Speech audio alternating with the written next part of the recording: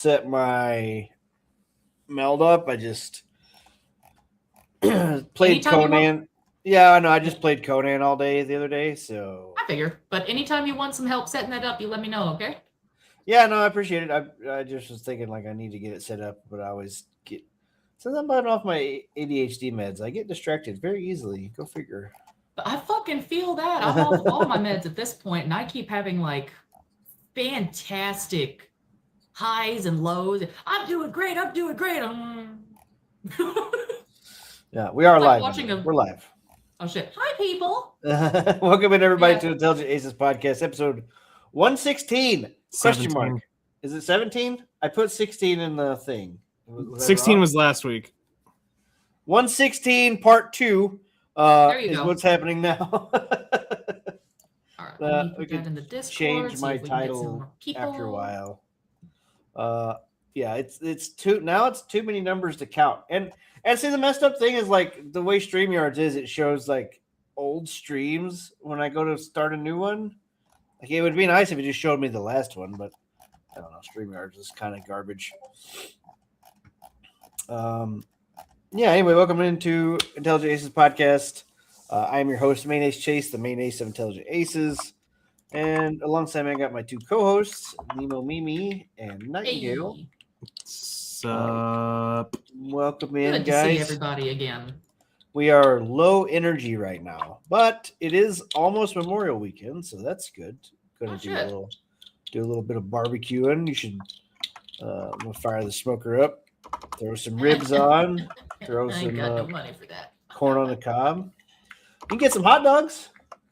Yeah, we'll probably have to get some like beef hot dogs or something.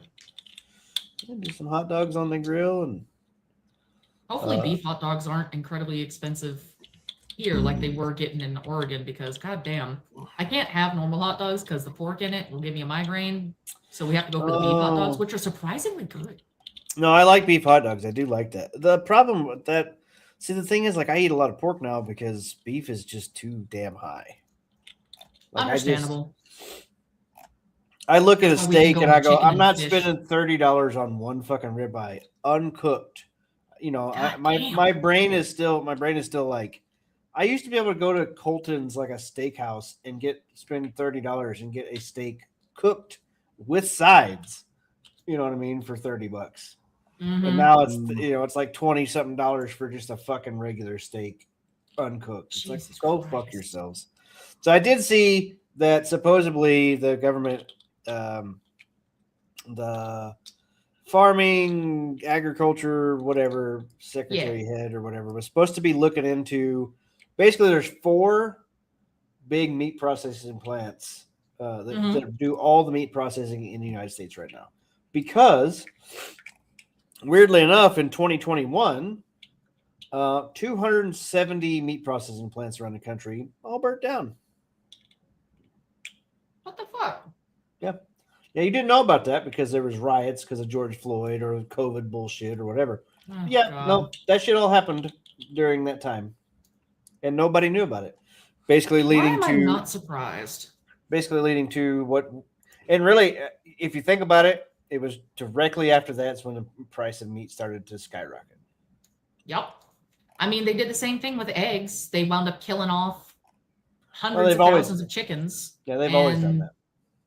Yeah, it's like, and then after that, they were like, "Oh my God, eggs are so high." I'm like, Well, "Yeah, that that's what was- happens when you kill entire fucking farms full of chickens." Yeah, well, that was a stupid thing too, because like my parents, they know, people that have like an actual like free range farm that they sell Mhm. free range eggs to, like, it's like a big farm, Yeah. and well, they would just basically buy directly from the source, and get them for like Mhm. $2 a dozen or whatever. Ooh, that's not And- bad. Yeah. But then, all the price hikes went up. We're gonna have to charge more or whatever. It's like, you guys didn't lose any chickens. Like, you guys don't have a shortage, right? But because everybody else's prices were going up, well, they were going to raise their prices too. And I'm like, that's just like, I get supply and demand, but like, that's a bit shady. Like It feels a bit shady. your other costs, it's just everything's super fucking shady these days. Yeah. Everybody's everybody's fucked. I got a couple articles here about, you know, talking about how, oh well, the price of these, they're not making enough money on these consoles, so they got to sell it for more money, like Nintendo Switch. Oh, they're going to increase the price because they're losing money on it. Well, nobody's going to buy it. But then I got an article up here saying that Nintendo fucking sold more because of fucking Tamagotchi life. You stupid motherfucking kids buying this shit. I will admit, my friend Kiryu, she has been enjoying the shit out of Tamagotchi life. I know, it looks so dumb, and the fucking voices are so goddamn annoying. It does, but you know what? The pictures she's been sending me has been fantastic because the thing is, you can make whatever you want in there. So she's made like the penis cake or the butt yada, and all of a sudden her character will be like, "Hey, purple people eater," which is one of her characters. It has ears all over its face. I'm like, why are you doing this? She's like, I don't know, and I'm starting to regret it. I'm like, no, you're not. So retarded. It's like, purple people eater, do you remember the smell of penis cake? I hate everything about what you just said. You're welcome. I hate everything about it.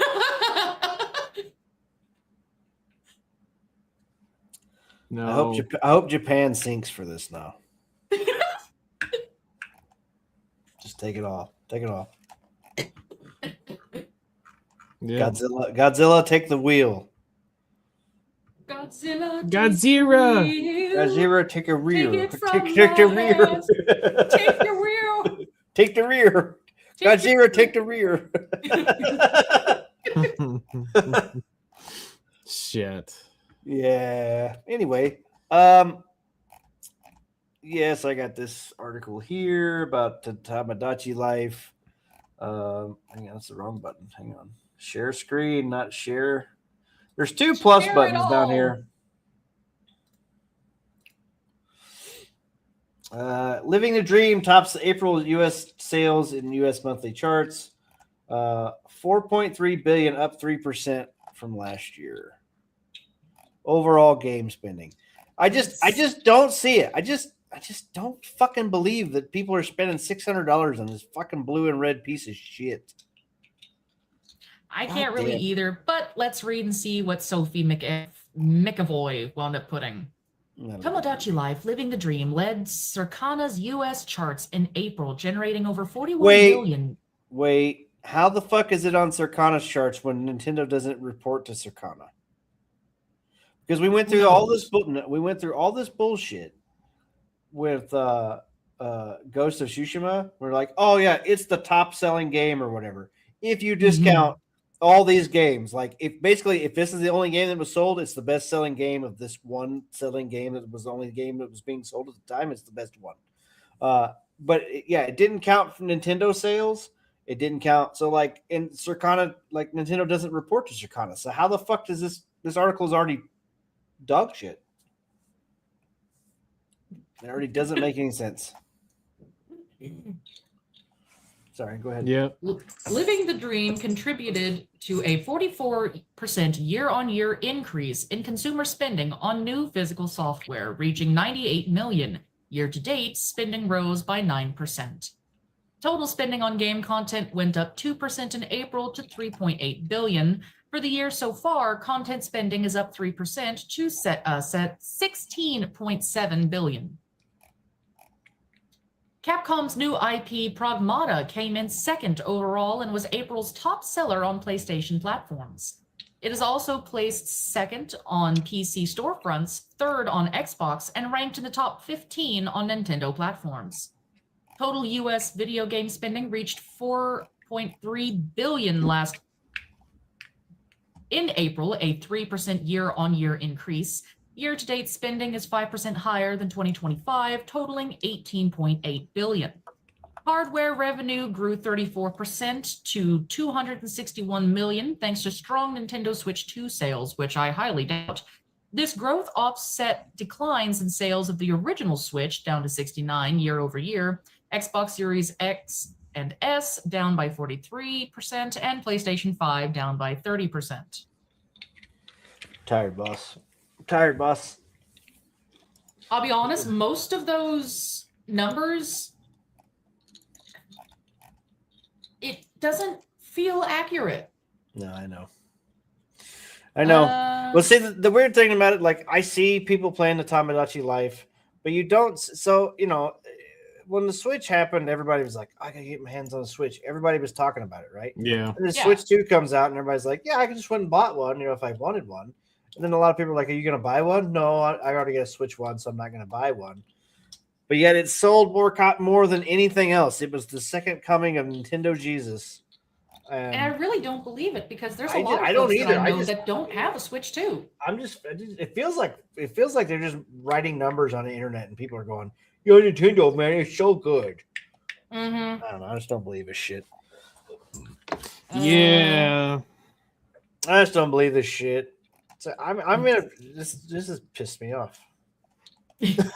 Switch 2 was the best-selling hardware in both units and dollars for April and for the year so far, with PlayStation 5 in second place. Nintendo's share of hardware sales hit its highest point since July of 2025. Circana now lists the projected top 10 best-selling games each month instead of the top 20. But again, it didn't go through Circana. Yeah, that's what I'm saying. They don't report to Circana. Circana senior director Matt Piscatella explained to Kotaku the new methodology. Yeah, see, this Matt Piscatella motherfucker was the same one that went through, talking about all these other games. But yeah, Nintendo doesn't report these. So I don't understand what this article is. It doesn't make any sense to me. It really doesn't. The more I read into it, the less fucking sense it makes. Yeah. Circana senior editor Matt Piscat. Piss boy. Explained to Kotaku the new methodology can capture not only success of a game like Winrose, which would have not been captured in prior reporting, but will also allow for more accurate relative performance reporting on titles from non-participating traditional publishers like Nintendo. Oh, so they've implemented a new algorithm. But the thing is, I don't see their algorithm as being accurate. I don't either. I don't believe it's a wild guess. It's a fart in the wind. And I'm sorry, unless Nintendo themselves comes out and shows us all of the details, I don't believe it. Yeah, I don't believe anything these cocksuckers say. Fair. I got a headliner. Maybe two headliners. Ooh. Yeah.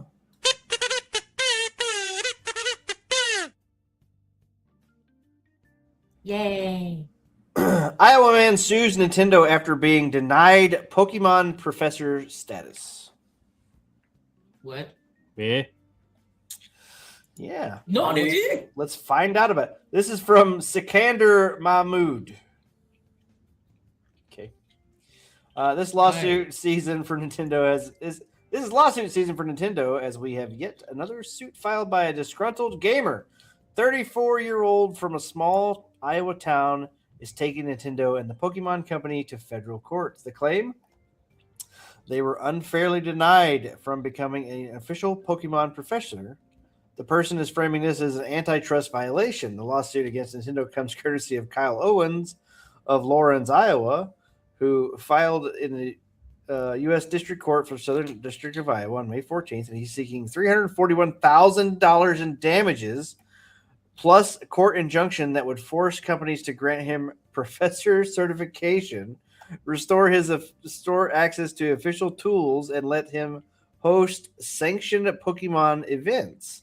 After the filed complaint, Owens claims that they aced the basic professor exam with a perfect 100% score in July of 2024.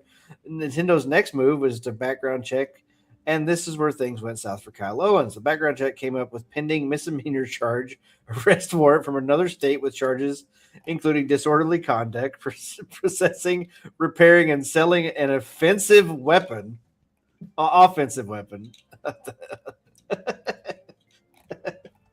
Sorry, I was thinking offensive.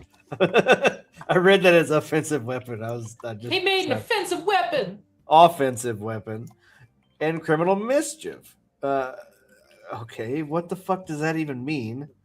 I possessing, repairing, and selling an offensive weapon. that mean he just like had a knife, sharpened it, and then sold it? Like literally, that's how vague that fucking statement is. Yeah. Right? I got confused and I had to look up the Pokemon Professor thing, become a Pokemon Professor. Yeah, we're working on that. We'll get to that. I'm just I'm confused about his arrest warrants at this point. Well, I don't even question people with their arrest warrants anymore. Half the time, I'm I'm just not saying, even like, surprised unless they're labeled. Moreover, Bad Boy Owens has an older, low-level felony charge from over a decade ago. The Pokemon Company claims he has only scored 80% a failing grade and denied Owens his professor status. 80% is a fail, bro. I failed all Well, high school. he claimed he got a perfect 100. Okay. Owens beat the Pokemon Company International. This is the actual filing here. Jesus Christ, these motherfuckers, dude. Owens argues the shifting explanation and denial base of unresolved issues violate his rights and that professor programs function as gatekeeping system that controls commercial opportunities in the Pokemon ecosystem.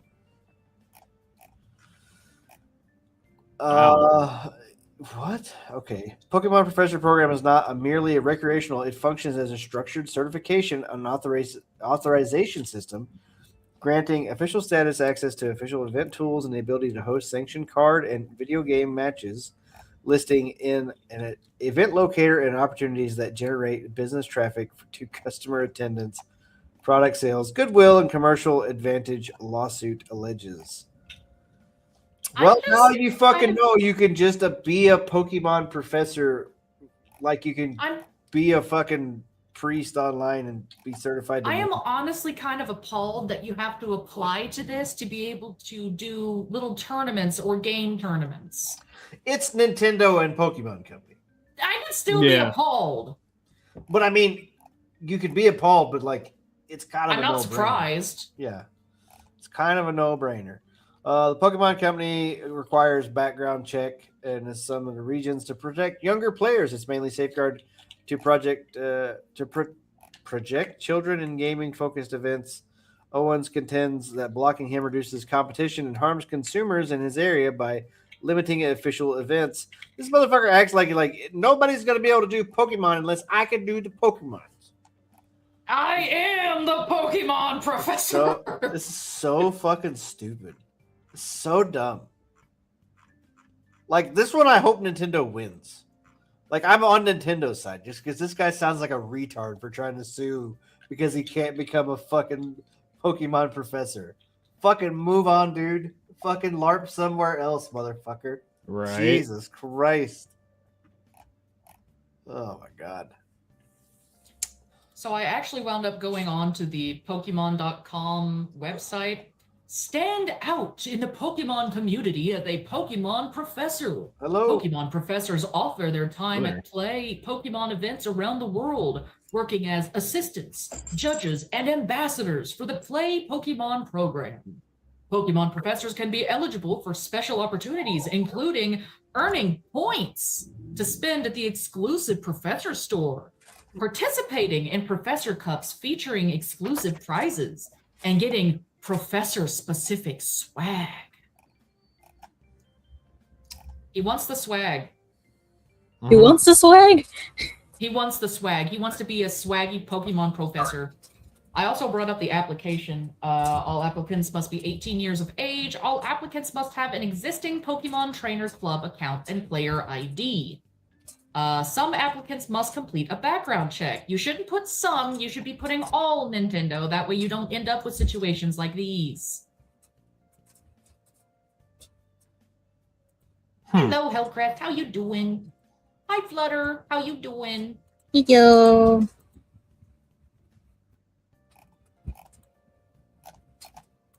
But yeah, we're learning about an Iowa man who is currently suing Nintendo for 340 some odd grand because they refused to let him be a Pokemon professor. Yeah, that sounds so retarded. He wants the swag.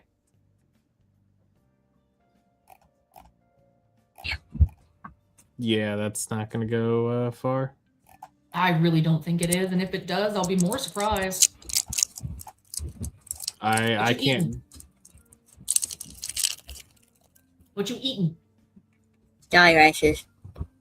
Jolly Ranchers. Ooh. What flavor? Okay. Whatever red is. Strawberry. Cherry? It's either like probably either strawberry, cherry, or watermelon. Don't let it be cherry, I'll fucking die. Can't tell the difference between strawberry, cherry, or watermelon. I just don't remember what it is. Well, depending on how weak the Jolly Rancher is, no, you really can't tell.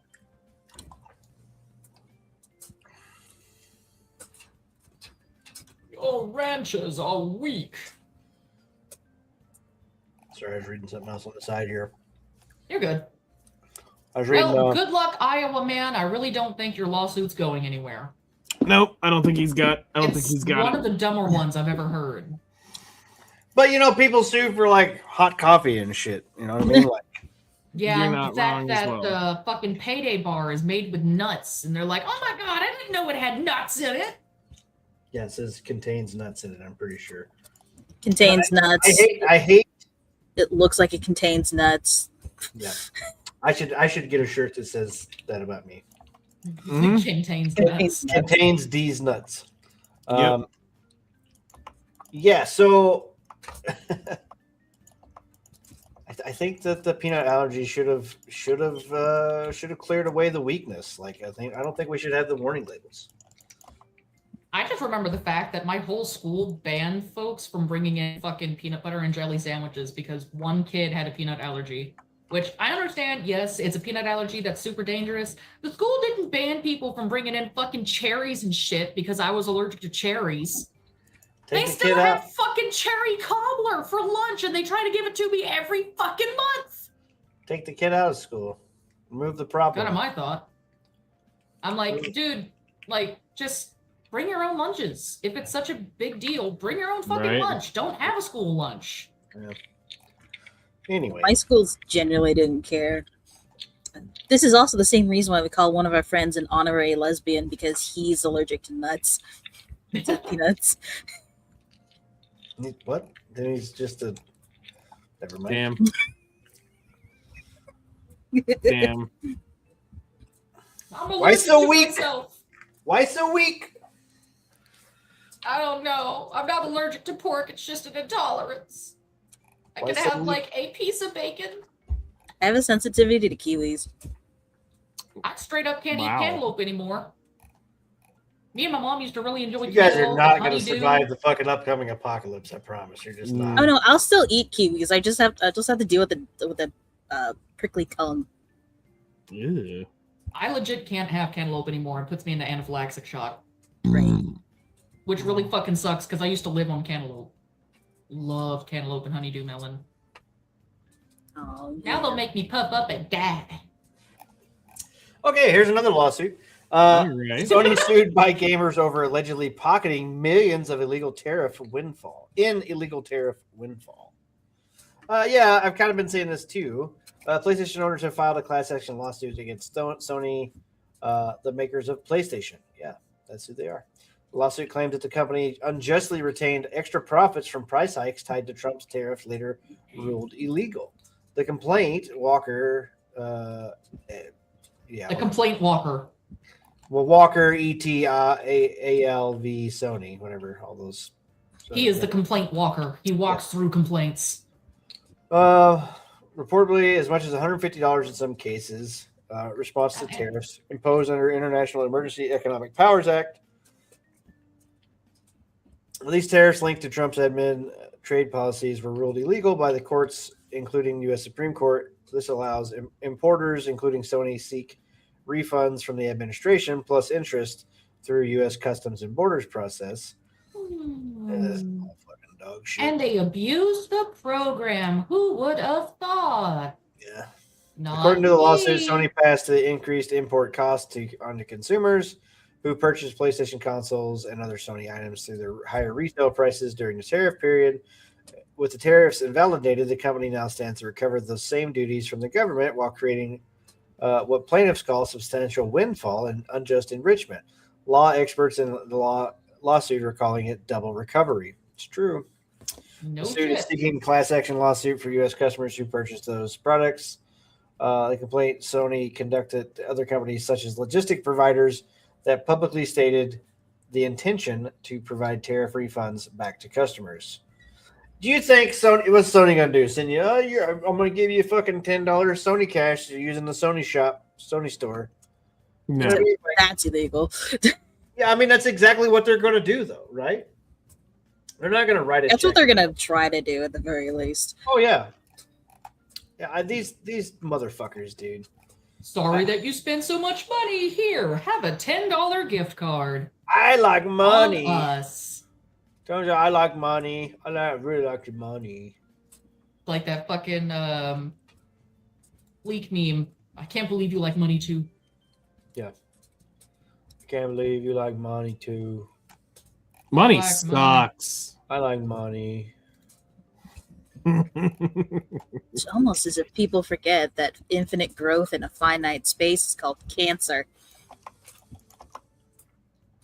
Why are you It's talking about? It's okay. It's okay. The war's coming, guys. The war's coming. It's all over soon. Like the nukes are gonna fly. It's almost done. And It's money's almost- gonna not matter anymore. No, Exactly. It already doesn't matter anyway. It really fucking doesn't. It only matters if you're high enough up to be able to use it. If you're anywhere down below, you just shit out of luck. Who fucking cares? Thought I had this article pulled up, but I don't. So here's another one. Dynamic pricing experiment and Sony's lack of transparency about it reportedly might violate European law. Dude, anything can violate European law. Having an opinion on the internet in Europe can violate law. No, it's fine. Like this could actually be a good thing. I'm still gonna make fun of it. Because the dynamic pricing deal, which we've seen them do. Sony's just taking fucking L after L. Let's be honest. Like they're getting sued for the tariff thing. They're gonna get sued for this bullshit. They're increasing the prices of this. They took a $750 million loss on fucking Bungie. Yeah, they're not doing good. No, they are not. What are they gonna do And about I it? really don't feel bad for them. And what are they gonna do about it? Nothing. Not a fucking thing. They're not gonna do They're it. gonna Well, cry actually, and blame the consumer. they're gonna start revealing public player counts, which I don't trust. What? What's that gonna do? Yeah, so supposedly, the Steam charts is really doing real good numbers for these game companies. So Sony's gonna do it too now. Oh, Okay. That's gonna be such a good idea. Yeah, a new beta widget has been discovered on PlayStation 5's Welcome Hub, which shows players in the top 10 most played games in their country. This data goes hand in hand with overarching player counts, which reveal which games are enjoying millions of weekly active users. So this is going to show all those motherfuckers that are talking shit about Steam charts. Well, it doesn't count for all the fucking stuff or whatever. It's like, well, now we can see the PlayStation numbers too. So when you're fucking lying about how many people are playing your game, we can just fucking see it. And see how many goddamn game developers are lying. Yep. So I was Fleekazoid made a video today come out about the mixtape. Oh and- god, that fucking thing. Yeah, so it's funny enough because he does more research into this stuff than I did, which I knew it was made by the billionaire guy who bought TikTok. It's his daughter's game. So it's an indie game with a billionaire backer. And then Which means it's not an Yeah. indie game. weirdly enough, IGN and all these other places gave it a 10 out of 10. It's a 10 out of 10. It's a piece of shit. Well, but it's not that it's a piece of shit. It's like they were literally fucking bought off. yeah, Everybody I've seen, like I watched Chibi Doki fucking play it today. On there's a video clip on YouTube of her playing it. She's like, "This is fucking awful. Like, what? This doesn't even deserve any kind of fucking gravitas on the end of this game." and I mean, here's one thing that we haven't talked about that needs to be just brought up real quick is these have real songs in them. These aren't just like made up songs. Yeah. These are perpetual licensed songs, meaning they will forever be in the game. And I don't think people realize those licenses are fucking expensive. Yeah, so in Fleek's video, he said something about like each of those songs could be upwards around $400,000 a piece. Yeah, exactly. So you're looking at over several $1 million in fucking license rates. One shitty game. Oh, but don't worry, they're gonna bring it to a theater, so you can go watch it in a theater because it's. Great! We can watch that like beautiful acting on live stage. It's a game, guys. It's a game, but you can go watch it in the theater. But it's a game. Totally a game. A game that right now has 189 people playing it on Steam. Yeah. It's such a fucking industry plant. Everybody can fucking sniff it out. And they're still fucking pushing this shit. Nobody cares about them anymore. This plant is made of stinkweed. We can smell you a mile away. Yeah. But that's when I started actually looking at that, I was like, wait. The perpetual license right there should basically disqualify this from even being remotely considered an indie game. Because that's a very expensive licensing to get a hold of. Mm-hmm. Like, I get it. There's a lot of stuff out there that can be obtained. Like, we've been able to get rights for people on songs that are much cheaper because there's different types of licensing. But this is like a game. This is meant to be a lot more long term. And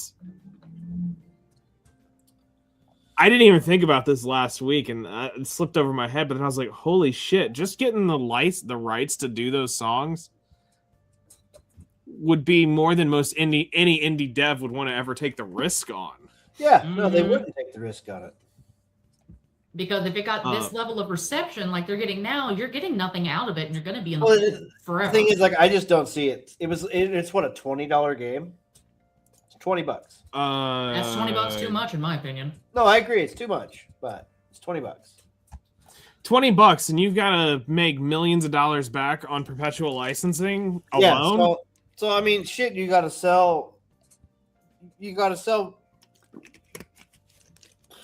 What, 5 million copies?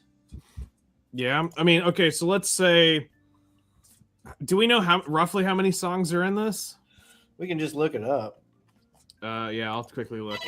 Mixtape song list.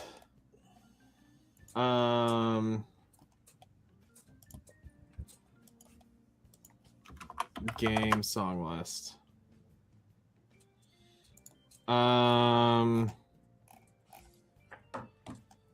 4, 8, 9, 10, 13, 14, 15, 16, 17, 18, 19, 20, 21, 22, 23, 24, 25, 26, 27, 28. Yeah, God. 28 times, let's say, at the minimum, 400K a pop is $11.2 million. Is that at minimum? Let's just say at the... It's 400K minimum? No. It can range depending on the artist and the song, but let's just average them at all 400K. I mean, I don't know. I was going to say 200 to be... Because, like, surely not all of them are fucking... Well, I mean, there's some big names on here, so... Yeah. Like, I mean, you've got... I see Iggy Pop. I see Smashing Pumpkins pops off. Oh, yeah, no, those songs are not going to be cheap. Devo, The Cure. Yeah, but... I mean, okay, so... Let's see here. Perpetual license.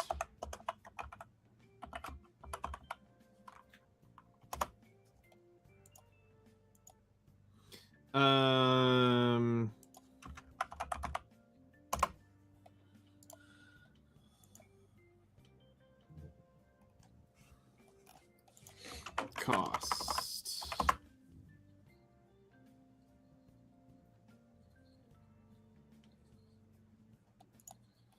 Because I mean, I would have to go through the like IMDb and ASCAP to go get that, or actually go directly to them. Indie games. Well, I mean, they might get some bundle deal or whatever. But like, okay, 11 million seems steep.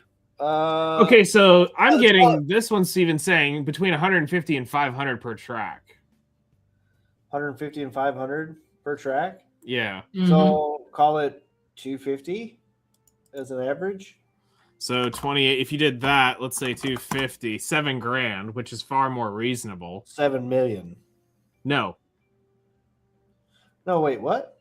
This thing here on Google AI is saying that it could be between 150 and $500 per track for non-exclusive rights, depending on the type of license. Which, like I said, I would like to go see actually through ASCAP, which is where we normally would get it. But I don't have an ASCAP account. My clients always did that side of things. And I had people who would go do that. So I don't have the accounts to go log in and do that.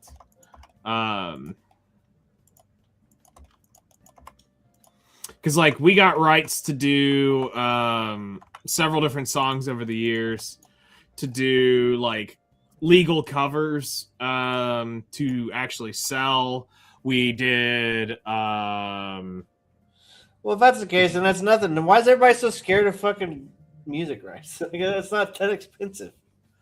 Because I think it's more than this. Because to me, this doesn't sound right. I know they're more. I think they're more expensive than this. I know it doesn't sound right to me, and I'm kind of starting to look into doing cover songs myself, and I'm fucking terrified of it.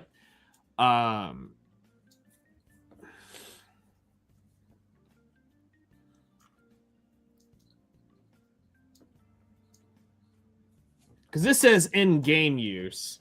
The important lifetime license consideration. All right, I'm just gonna ask Grok and see if I can get a better answer off of Grok. Almighty Grok. Master license. I'm not 100% sure on what we're actually going to end up calling this. Probably extremely expensive. We're talking 20 to 100,000 per song with very specialized licensing rules. Some require movies to be registered to SAG-AFTRA Productions. Man, fuck SAG-AFTRA. Oh my god, I really do not like SAG-AFTRA. Oh yeah, nobody does, but like most unions are fine. That one is not. I actually think most unions are shit. Most unions are unfortunately necessary. No. People just walked out. They'd hire people. All right, give me just a second. We'll see what Grok comes up with. It's got fucking agents doing all sorts of shit now. Likely high six figures to low millions is what it says. Very rough estimates between 500 and 2 million, depending on the exact deals. This is speculation on the exact figure, since figures for mixtape aren't public. Licensing deals are most always confidential. Right. Based on industry norms, the game's 23 to 28 licensed tracks. Bigger names like Devo, Iggy Pop, Joy Division, Smashing Pumpkins, Cure. The range per track, wilds vary anywhere from 50 to 500K per track. Perpetual means the premium license. The standard license are often limited time, 5 to 10 years, and cheaper. Perpetual means in perpetuity, which rights cost extra up front. They remove the expiration risk and allow indefinite sales and distribution. The developer, Beethoven and Dinosaur, explicitly played more for this to avoid the delisting issues. Volume and prominence. With 20 plus tracks, even at the average of 20 to 100K tracks, factoring in a mid-tier 80s, 90s hits and some bigger ones, it adds up fast. Marketing trailer usage can add separate fees. Smaller or catalog tracks would be cheaper. Context. This is a Anna Pruna Nuna published title studio. The real world explanation for some AAA games spent millions on soundtracks. Indies for mid-tier titles, budgets of tens of thousands total.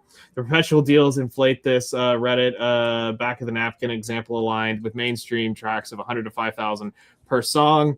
Master right recording, usually from labels, so they went to the labels for it, and then composition sync rights for public songwriters. They went through ASCAP and BMI, or potentially even directly negotiated with the artist, which is kind of like Ryan Reynolds with Living the Prayer, whatever the fucking song is, Like a Prayer from Madonna. When they went to do Deadpool and Wolverine, him and Hugh went directly to go see Madonna and pitched the idea, and she gave them the full rights to do whatever they wanted with the song for Deadpool and Wolverine. And that's where they went back. They re-recorded it with some of the parts, and then they put that choir in and did all the cool shit that they did for the movie. Well, basically, though. So, what do you think? Has anybody said what the budget is for mixtape? What were we thinking? About 10 million? Way too high. I'm gonna see what this says. Whatever it was a waste of money. Indie game, by the way. Indie. I say that with the biggest finger quotes that I can manage. We'll see what Grok says. It's indie game in name only. Yeah. Igno? Rough estimate is between 2 and 6 million, including the licenses. Most likely 3 to 5 million range. So there was a Kickstarter for this, which gave them $35,000. Oh. They're assuming that the big chunk of the budget was blown on the music. Well, yeah. Oh shit. And it's ugly. Like, I don't know if anybody else saw the art style. The art style looks like dog shit. All the characters look fucking stupid. It's an artistic choice. I think you meant to say autistic choice, but go ahead. Yeah. Basically, so I was guessing 10 million. So they got to at $20. They got to sell at least 500,000 copies to break even. That's not happening. No. And then to be profitable, they'd have to sell 1 million copies to be profitable. Good luck. Because like you need to double. Need it. Because I mean that you need to basically double your money, right? Mm-hmm. Like making if the game costs $5 million to making $5 million and $1, and you make $1 in profit, that doesn't do anything, right? Exactly. This is most likely going to be a tax write-off or has been a tax write-off for the investor at that point. Oh yeah, like, for he didn't give a flying fuck, and he was looking at I would rather blow this money here than for his daughter, than blow it in taxes. So invest in a business, LLCs, and all that stuff. This was far the smarter idea for them. Yeah. And then with all the IGNs and other places sucking on his dick for it, and those the freaking influencer packs that they sent. I will admit the Walkman that they sent is really cool. I'd love to have a version of that Walkman just because nostalgia's sake. But you know what? No. Yeah. I don't know. It's very irritating. This the whole it's in my I got my holy hands out again. Yep. Fucking sunlight coming through. Oh my god. Yeah.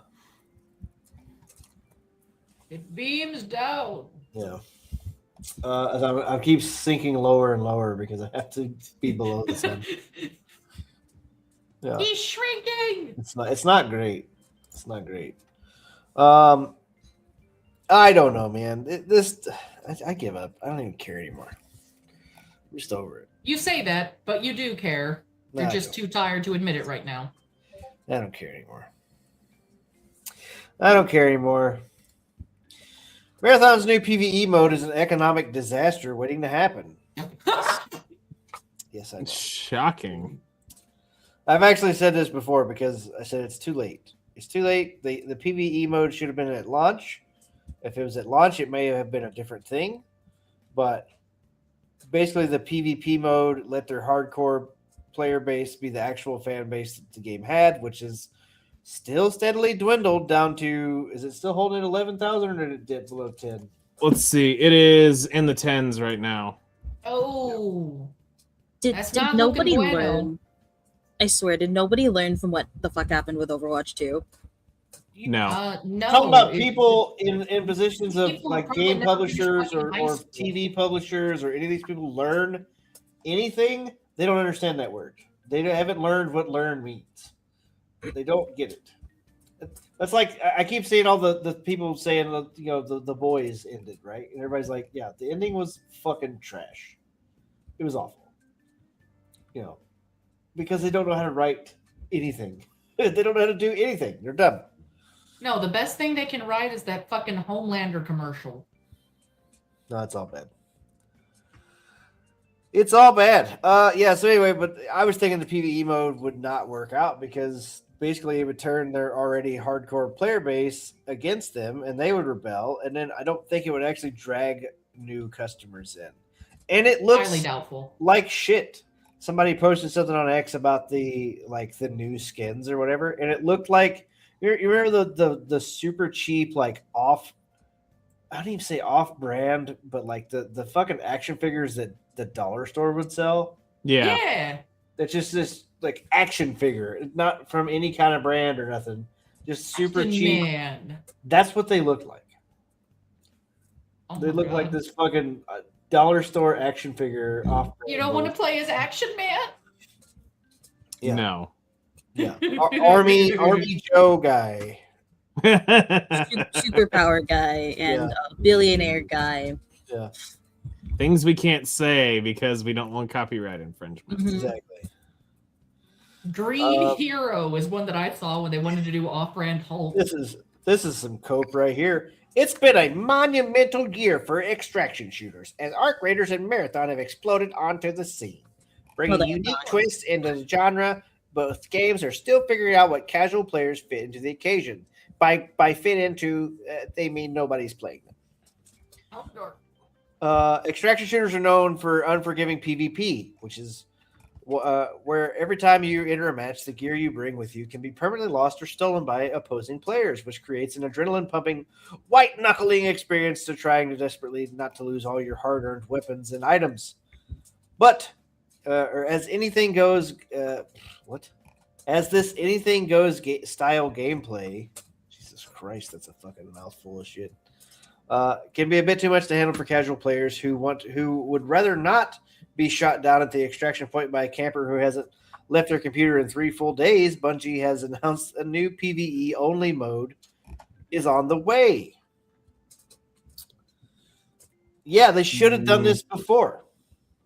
They might have actually gotten a fan base if they had done it before. should have been but they chose not to. This should have been at launch. The actual launch should have been an early access launch, not an actual fucking launch. Everything they did was fucking bad. All of it. Yeah. And now they're trying to do damage control way too late. Yeah. Marathon's game director Joe Ziegler recently confirmed plans to begin experimenting with pure PvE and PvP light modes in season 2 of Marathon.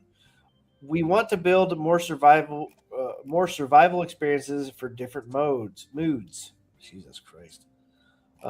Like if you want to full sweat or lean back and chill. Gross. I hate that sentence. Why are they using this lingo? It they're doesn't fucking make you sound hip. It No. doesn't make you sound smart. In fact, it makes you sound like you're drooling your brain out of your ear holes because it's It's 'cause- desperate to escape it. It's because them kids like fam for reals or whatever the fuck they say. Swag. Yeah. The amazing thing about live service games is their ability to transform with the help of community feedback. Yeah, the community was going, this The shit community sucks. feedback was told. The community feedback flat told you shut it down, and your response was no. I think Marathon definitely has what it takes to be and make it in the long run. I think you're smoking copium. But they are still tweaking the formula to see what works best. In Arc Raiders, there's a bit more room for cooperative gameplay.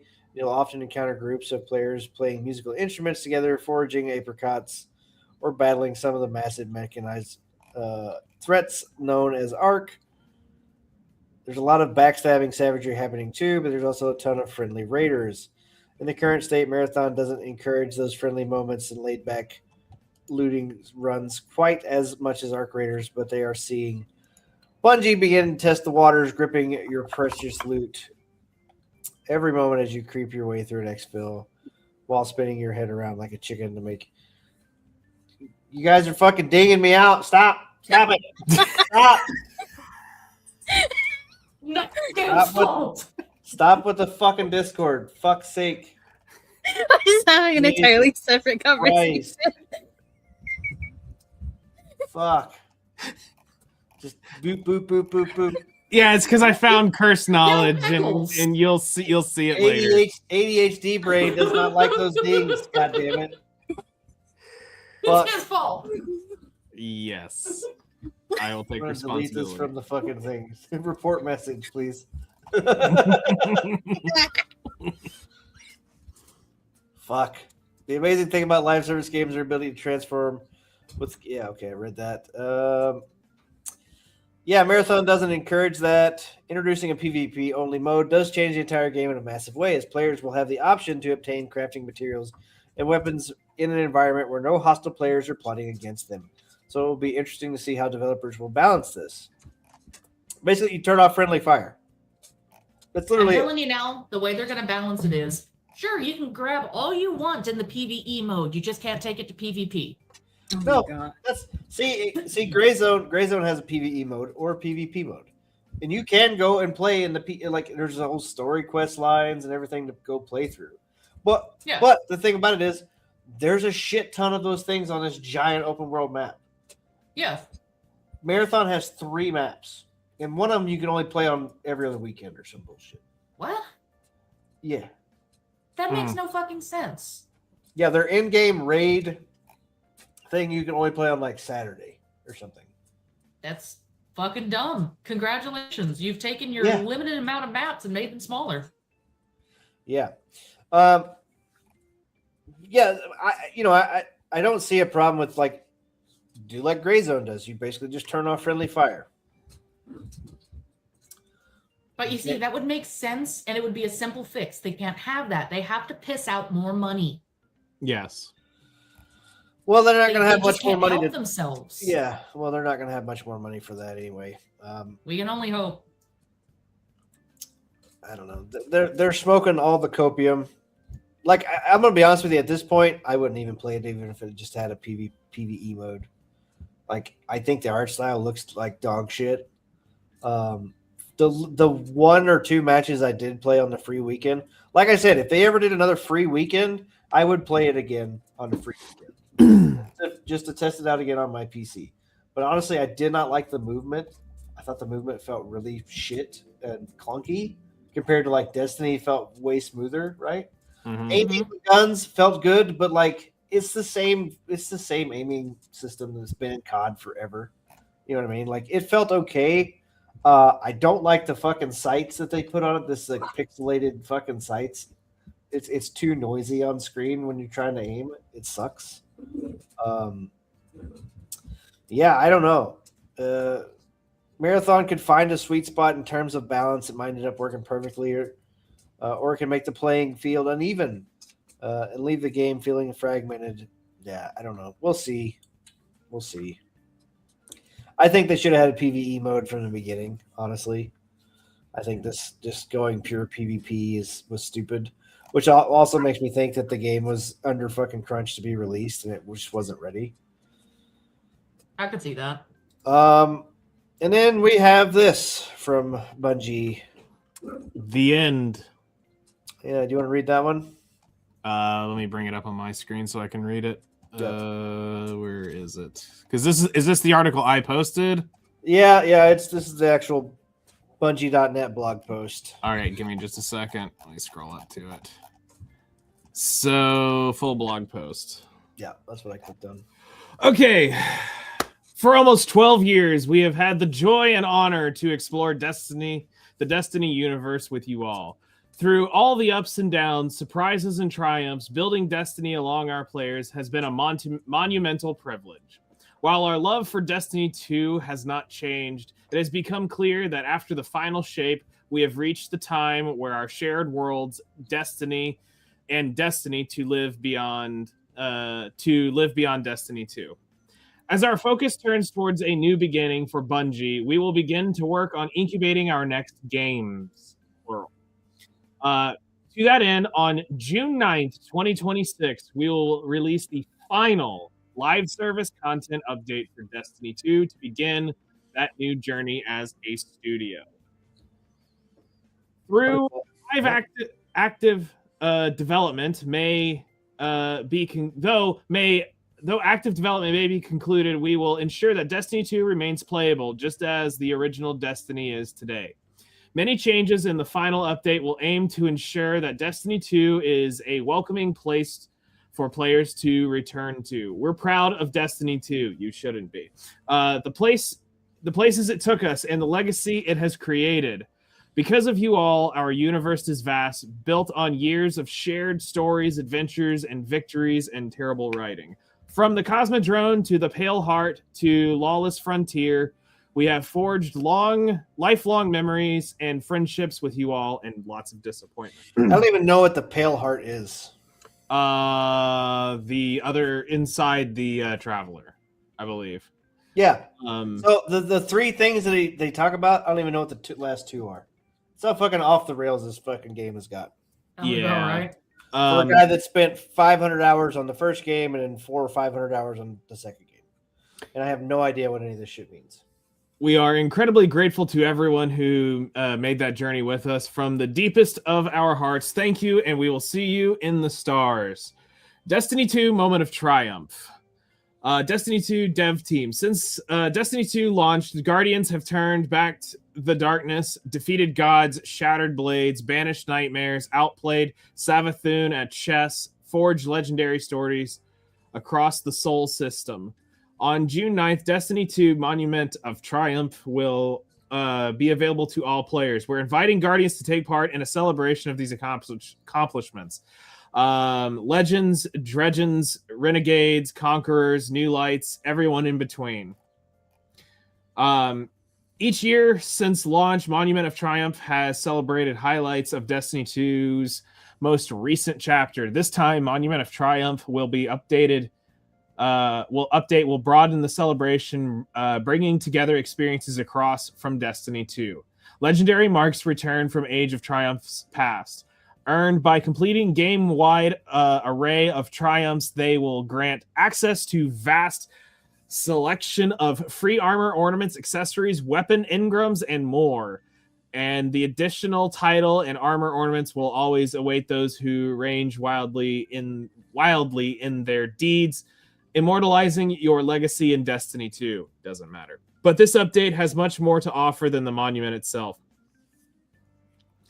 Rediscovering Soul. We've been embracing the mission of making the update feel meaningful. Looking back at many of the requests that players shared with us over the years, while finding ways to bring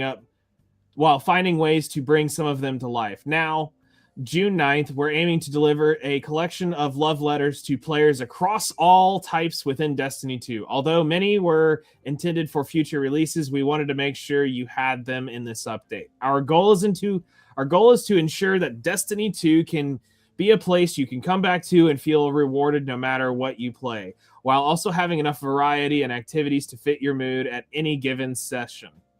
Whether you're looking to play competitively, slay a god or two, or spend some time exploring destinations, there will be something for you. Below, you'll find a laundry list of features and bullets. But probably never add. Yep. But expect further blog breakdowns to give a full picture. And of course, a few surprises for you to find on launch day 2. Story. Moment of Triumph will deliver small character beats to leave the story and characters in entering interesting places, touch on themes across Destiny. We encourage reading and exploring to find all the Easter eggs, callbacks, reveals, and love for the lore hounds. Return of the Director.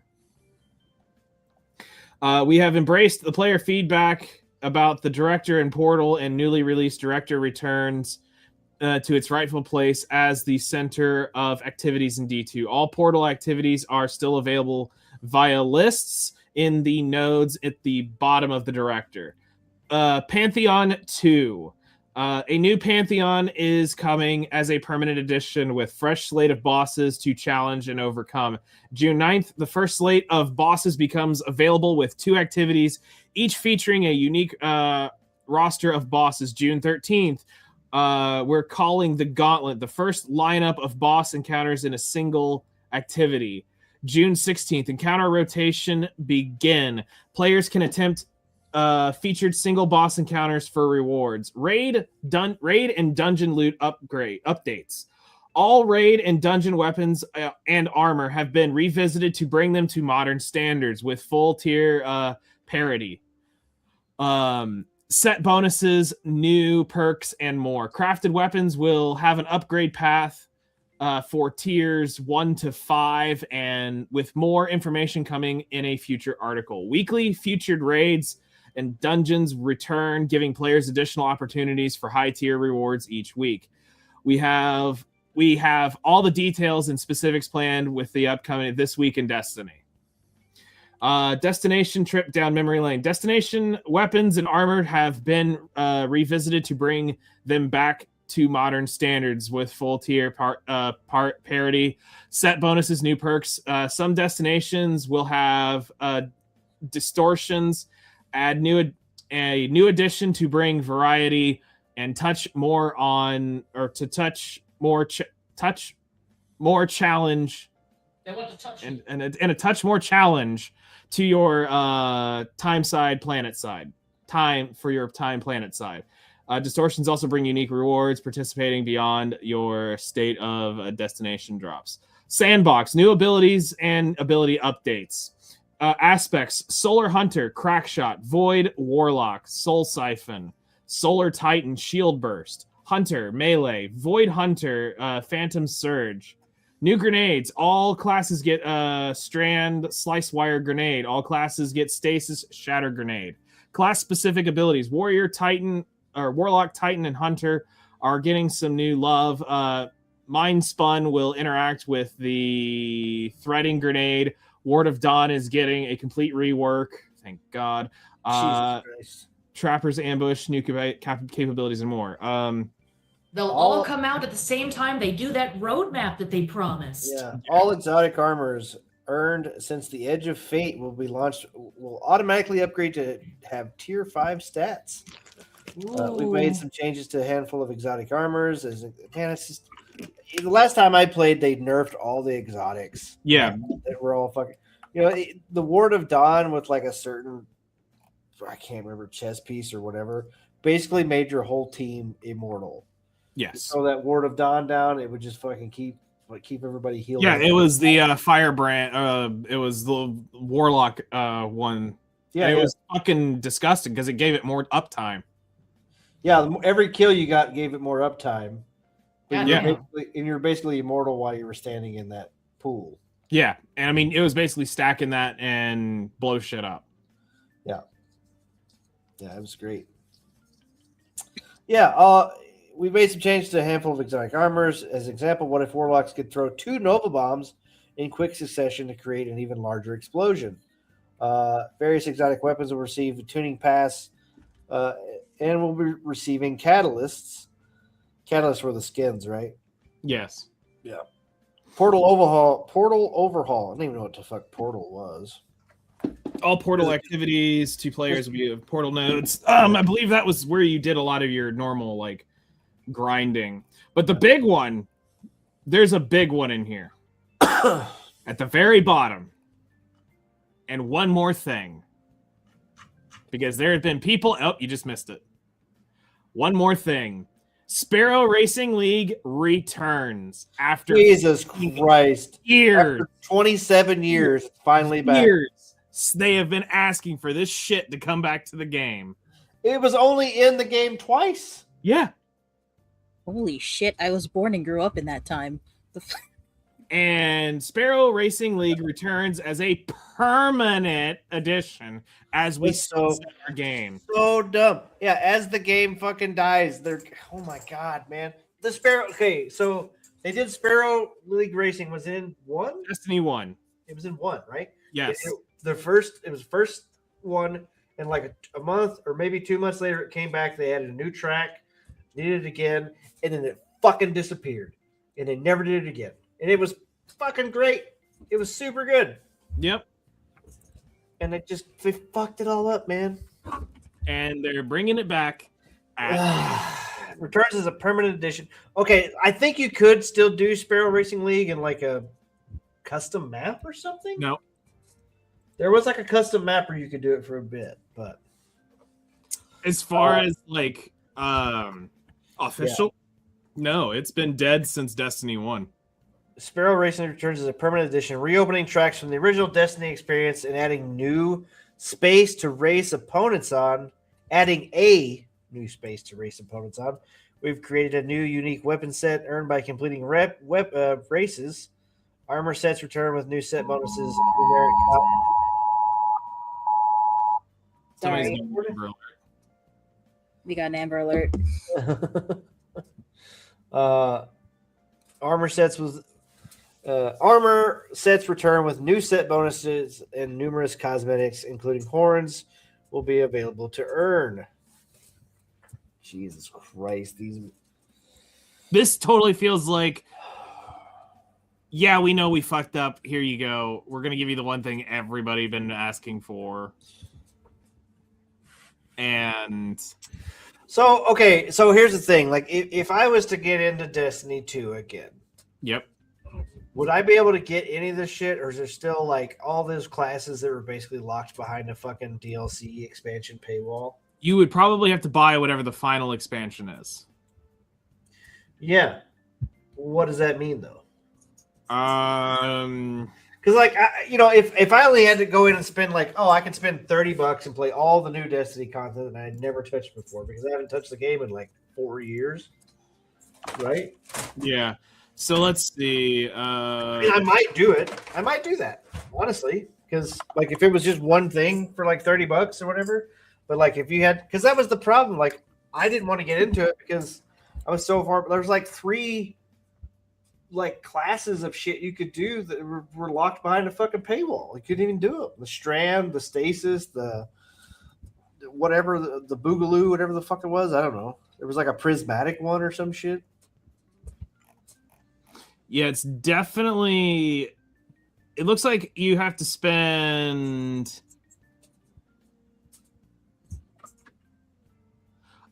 If I'm seeing this right, you have to spend $39 on the Edge of Fate, and then $24 to get Lightfall and the final shape. So that's $60. Is that what I'm seeing here? Because if you have to buy all this shit, there's no fucking way. That's $500 in DLC. That's what I'm saying. Like, if it's $60, okay, that's still a lot. After I'd already spent how much on Destiny 2? 60 when it, or 59 when it launched. You probably bought the season pass because it came with all the different things. Yeah. So that would have been the $99 version. Yeah. And then anytime a DLC dropped, I think it was like $30. Yeah, but what was it like? Yeah, it was like the first expansion. I don't remember how long I played it. It was because you saw Cade getting killed, right? I did buy Forsaken. Yeah, Forsaken was the. So then you saw Cade get killed, and that was about where most of us quit. Forsaken, and then what? Wasn't there another one after that? Where it was like a different tower area that popped up? It was Shadowkeep. Yeah, the Shadow Thrall things. Yep, because that's where I remember playing with you for a bit. Yeah, I played with the Shadow things and the Forsaken guys. Yeah. You know what? I will ask Grok, and we're gonna find this out.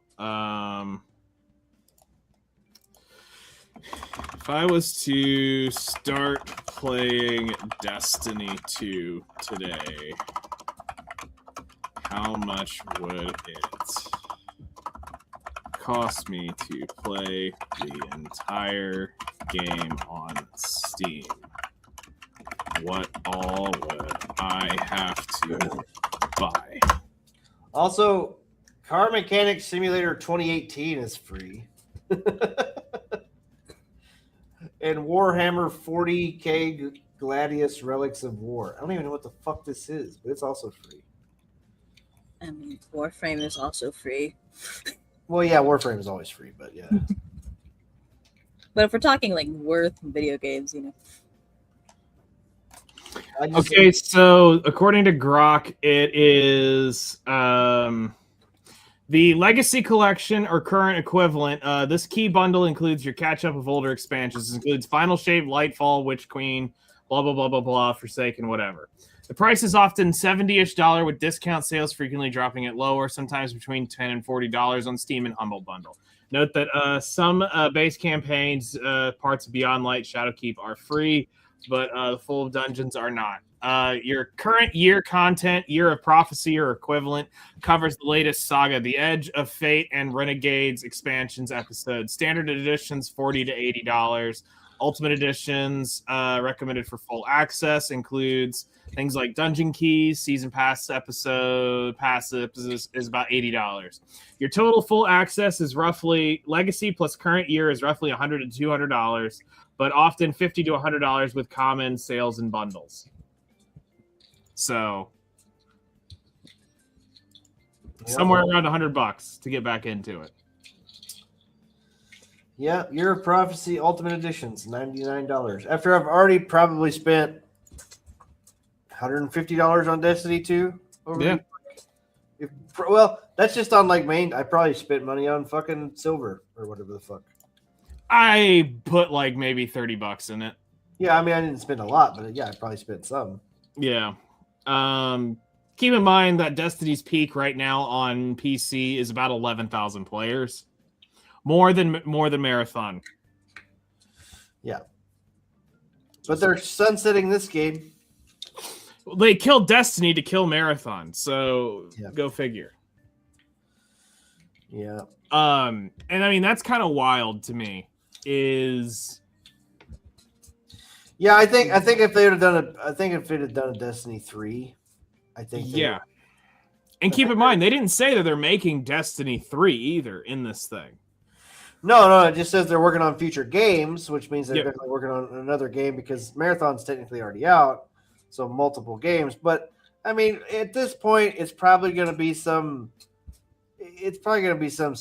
really fucking dumb, like really dumb. Is the other game they're working on? It's real stupid. Like it's the dumbest decision you could think to make.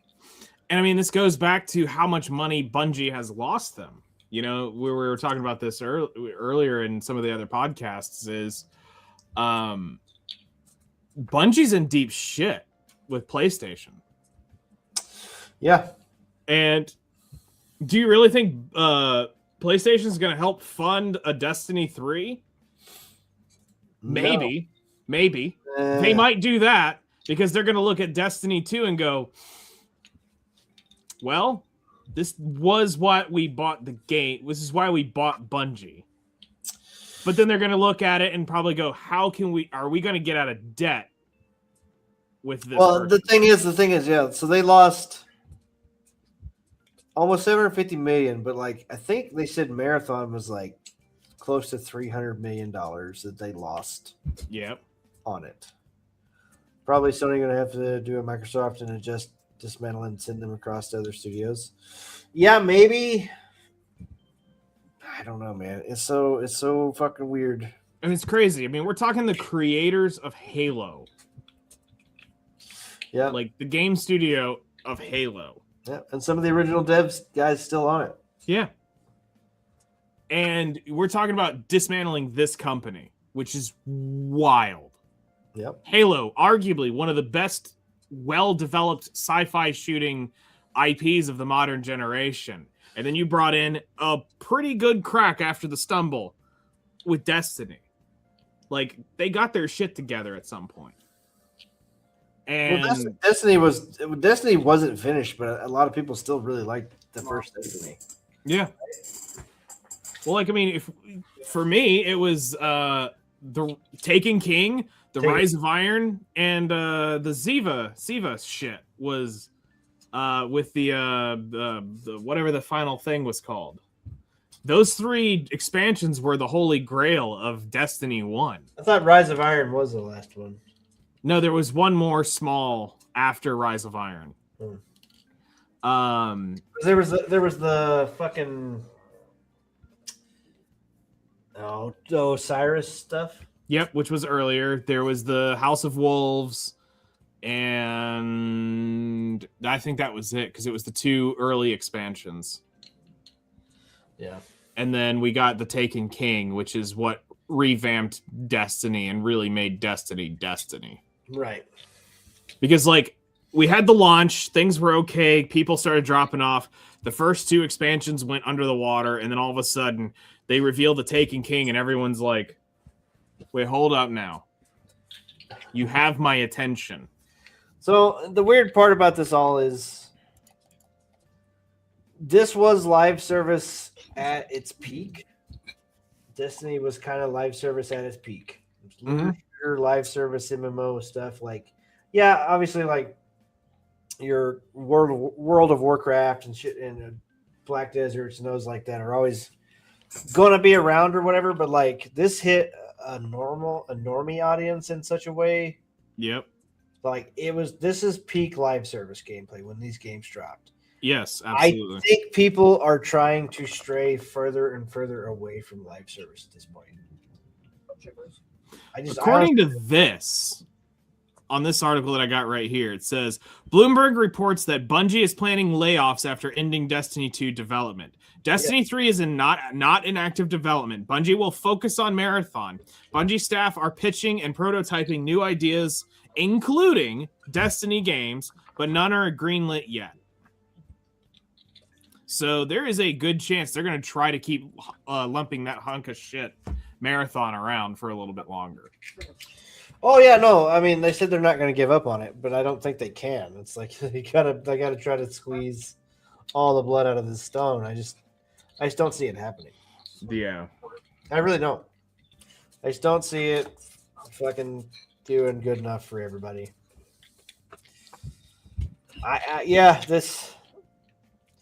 I think single player games, story driven narrative games are coming back. Gameplay like Crimson Desert is still doing good. Fucking Pro Abyss is still like adding stuff to the game.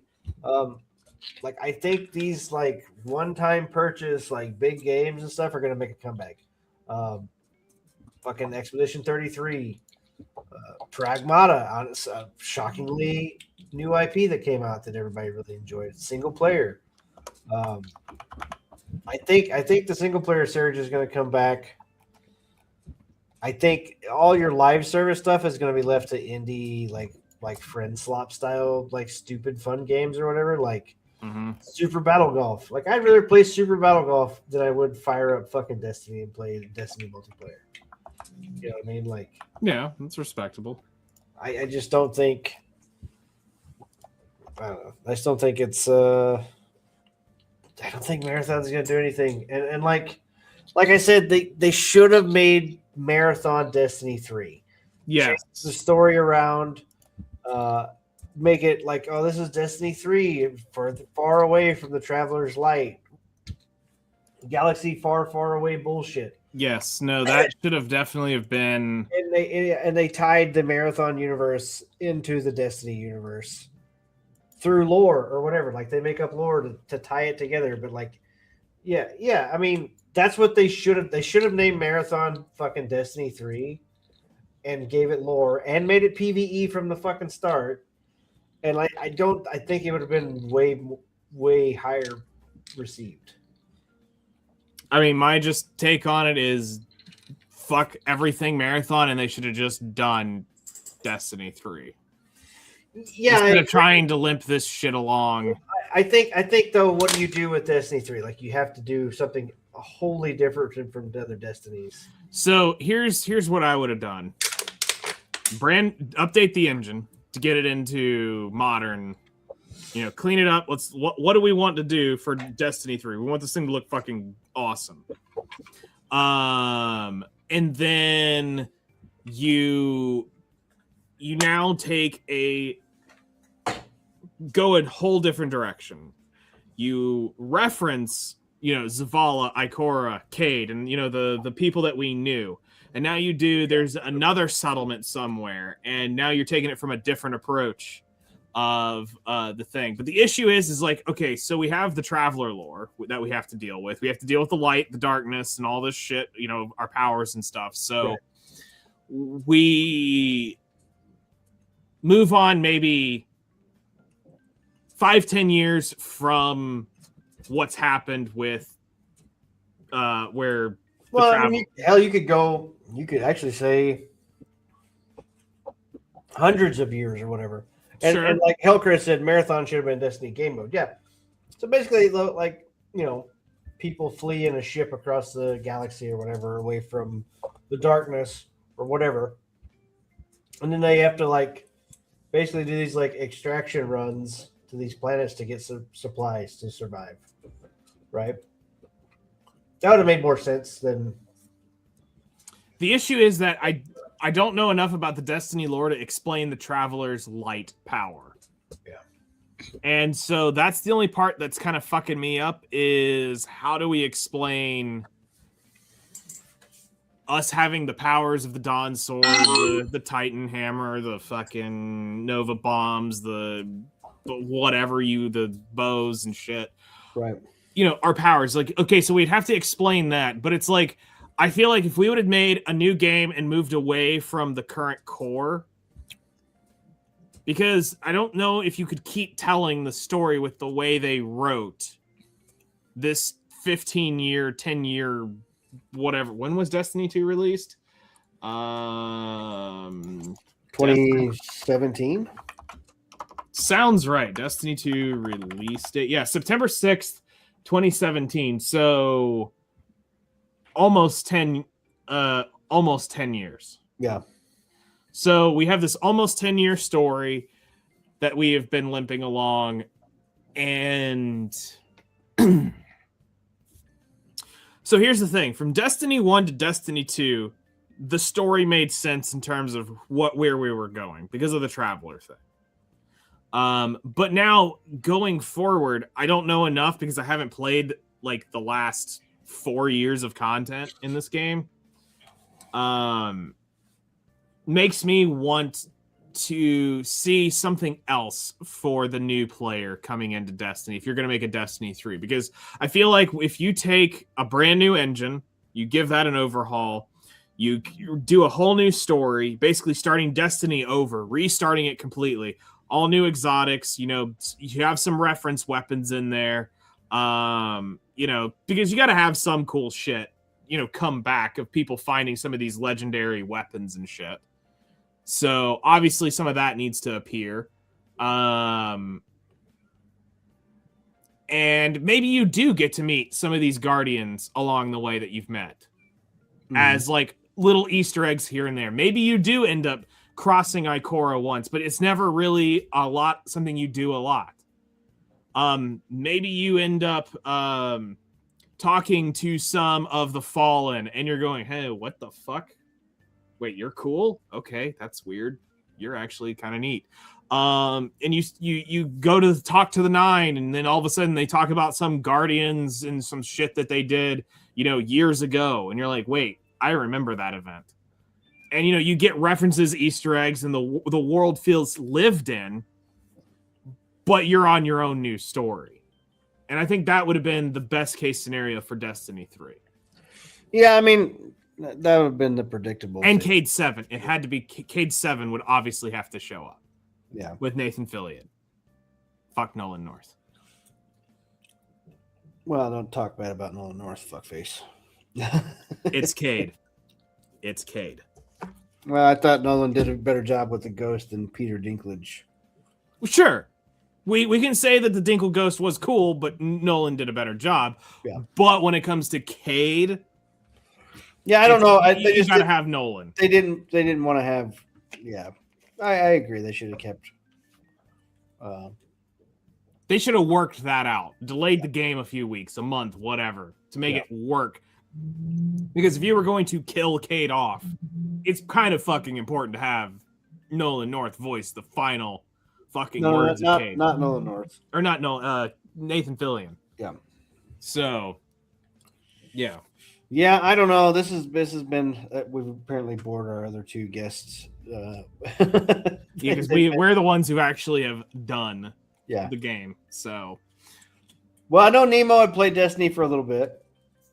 I couldn't understand anything. I joined after everything was already done, and then I just had Mike constantly going, "Well, come on, Nim," and I'm like, "What are we doing? I thought I was following this quest." "Well, no, you started like 6 different ones." "Well, where do I find those?" "Well, here and here." press those buttons. Here's a whole barrage of bullshit that you don't understand. Well, come on, Nim, let's go. What the fucker? I don't know what I'm doing here. Basically, as a new player in Destiny, you say fuck all lore and you're going to be grinding up your light is what ends up happening. Because so I mean, and like honestly though, that's why it should have been a 3. That's why all these expansions should have been a 3. Like they should have stopped after a certain expansion, and before they started adding all these extra fucking new powers. It was when they did the seasons. I think it's probably like once we did that. It went free to play, right? That's when I stopped. I stopped playing before they went free to play. But like, you know, they started doing this. I think I stopped right before the stasis powers came out. Like they should have wrapped up Destiny 2 before they started releasing new powers. And then that should have been Destiny 3 with the new powers. And then whatever expansions they had should have been Destiny 3 from there. Yeah. Flattered pettiness is a bot. Got yeeted. Yeah, I mean, that's my thing. Like, they should have been, at this point, they should have been on to Destiny fucking 4. You know what I mean? 5-year, 6-year dev cycle of Destiny 2 move into Destiny 3. Yeah. Yeah, that's what I'm saying. Like, after, you know, they should have been wrapping up Destiny 2, letting whatever gameplay was there, like, play out for a year or so, and then launch Destiny 3 after that. And then that Destiny 3 leads into all the new powers and all the other connected bullshit. And then they bring Cade back again. We get Cade 7 because they did bring Cade back. You knew that, right? Yeah. Yeah. So that's where you get Cade. He comes back in 3. And then we get I was actually saying we get the reset Cade. We actually get the Cade 7. So, because there's already been 6 versions of Cade, quote unquote, by lore. That 6 at the end is actually just his iteration of how many times he's been fully reset. So shouldn't he be 7 since he died? No, because this is still the same iteration of Cade. Like, it's actually something about his actual hard resets. There was some lore that talked about it, and his brain had been wiped 7 or 6 times. Right. So that's kind of where I was saying is maybe we get a Cade 7. And we're going, God, you seem awfully familiar. But, well, it's because you are, but you aren't. Right. I don't know. Like, there should have been more. I agree. I think they fucked all the way up. I can bite on that, honestly. I think that it was a good, honest attempt at what they thought they wanted to do. It was their vision. They followed it, and it was an experiment that cost PlayStation $700 million. Over that. I think they're probably their full loss toward the end will be way over that. Well, I'm really getting this fucking Halo effect behind me now. Hell yeah. All right, let's move on to another train wreck. Yeah. What? Do you girls have any thoughts? Not really. None. They wake up.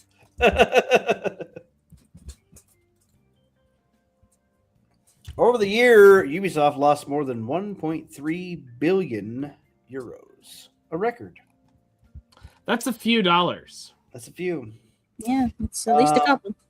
The last fiscal year was the worst in Ubisoft history. The company informed investors that key performance indicators significantly declined during the period from April 1st, 2025 to March 31st, 2026. It's because they made shit games. All the games that came out in that time period. To the voice acting for Assassin's Creed Shadows. Shiitake. Resentment grows in the rain after a storm, just like mushrooms. That's actually way better than the other chick. I know. I can't get as bad as she is. It's actually way better. Yeah. So they lost a bunch of money. So So okay, all those mistakes they made, right? All those terrible game mistakes, all the bullshit they did to lose all of this money. What are they going to do next? I mean, you got Exotic butters. There it is. So we got Assassin's Creed Black Flag remake coming out, which does have some buzz behind it, right? Yep. So what do you think is going to be the next thing that they do that's going to be? That was my weather app.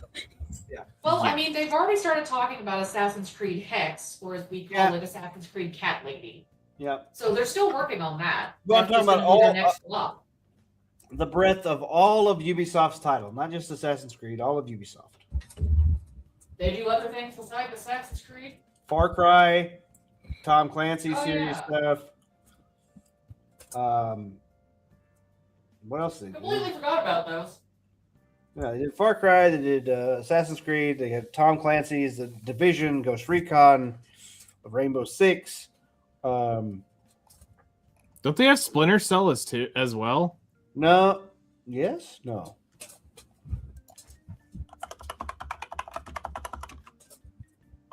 I don't think they were able to swing that one. We don't know because they fired and moved a lot of people. That's true. No, it's Tom Clancy. It is Tom. Splinter Cell's Tom Clancy? Okay. Yeah. So I would assume that's Ubisoft. Yeah. But this is going to go over real well, by the way. Yeah, Ubisoft owns Splinter Cell. Oh, that's great.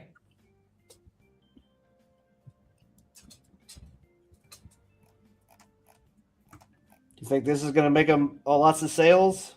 Ubisoft working on new Assassin's totally. Creed. They'll make so many sales. First playable so many Gen AI good experience. sales. Oh, yeah, totally. Yeah. So, of all the bad decisions they made last year, this is their next good one, apparently. The first Awesome. playable Gen AI experience. This is not going to go over well, guys. No, it's not. This is a fucking bad decision. This This is a real bad decision. As someone who already Like uses staring AI at. bots, they cannot work well. Yeah, I got another article here. Insider says Ubisoft's testing a Gen AI in Far Cry 7, and it looks like shit. No surprise. Yeah, this is from the Gamer, so take that with Let's get into the meat and taters. Meat and taters. Let's see. By Rihanna Bevan. Update. She, her, by the way. Oh, wow. I couldn't tell by her face. Tom Henderson has deleted the original tweet about AI experiments in Far Cry 7, but left up the one saying that this is being done for research and development processes. This could back up the idea that Far Cry 7 will be free of generative AI and is only being used to test Ubisoft AI's tools. Original story follows. Ubisoft is continuing to invest heavily in AI. This comes from its latest financial report, where it says that it is accelerating investments into generative AI behind the scenes and in ways players can interact with in-game. Aside from the Ubisoft experimental AI game Teammates, no specific titles, I haven't even heard of that, were mentioned here. However, according to Tom Henderson of Insider Gaming, Gen AI is being experimented with in Far Cry 7, and in his words, it looks like shit. AI slop is reportedly being tested in Far Cry 7 as Ubisoft keeps investing in Teammates. I've still never heard of that. Just to be clear, the Teammates thing isn't Far Cry 7. They just have been testing prompts and whatever in Far Cry 7 for research and development. Henderson doesn't mince his words when he shares his thoughts on what he's seen. They've been testing this in Far Cry 7 for R&D, and it looks like shit. In another reply, he emphasizes that this means Ubisoft's AI experiments are not limited to Teammates, which we already knew about. They've just been testing prompts and whatever in Far Cry 7 for research and development.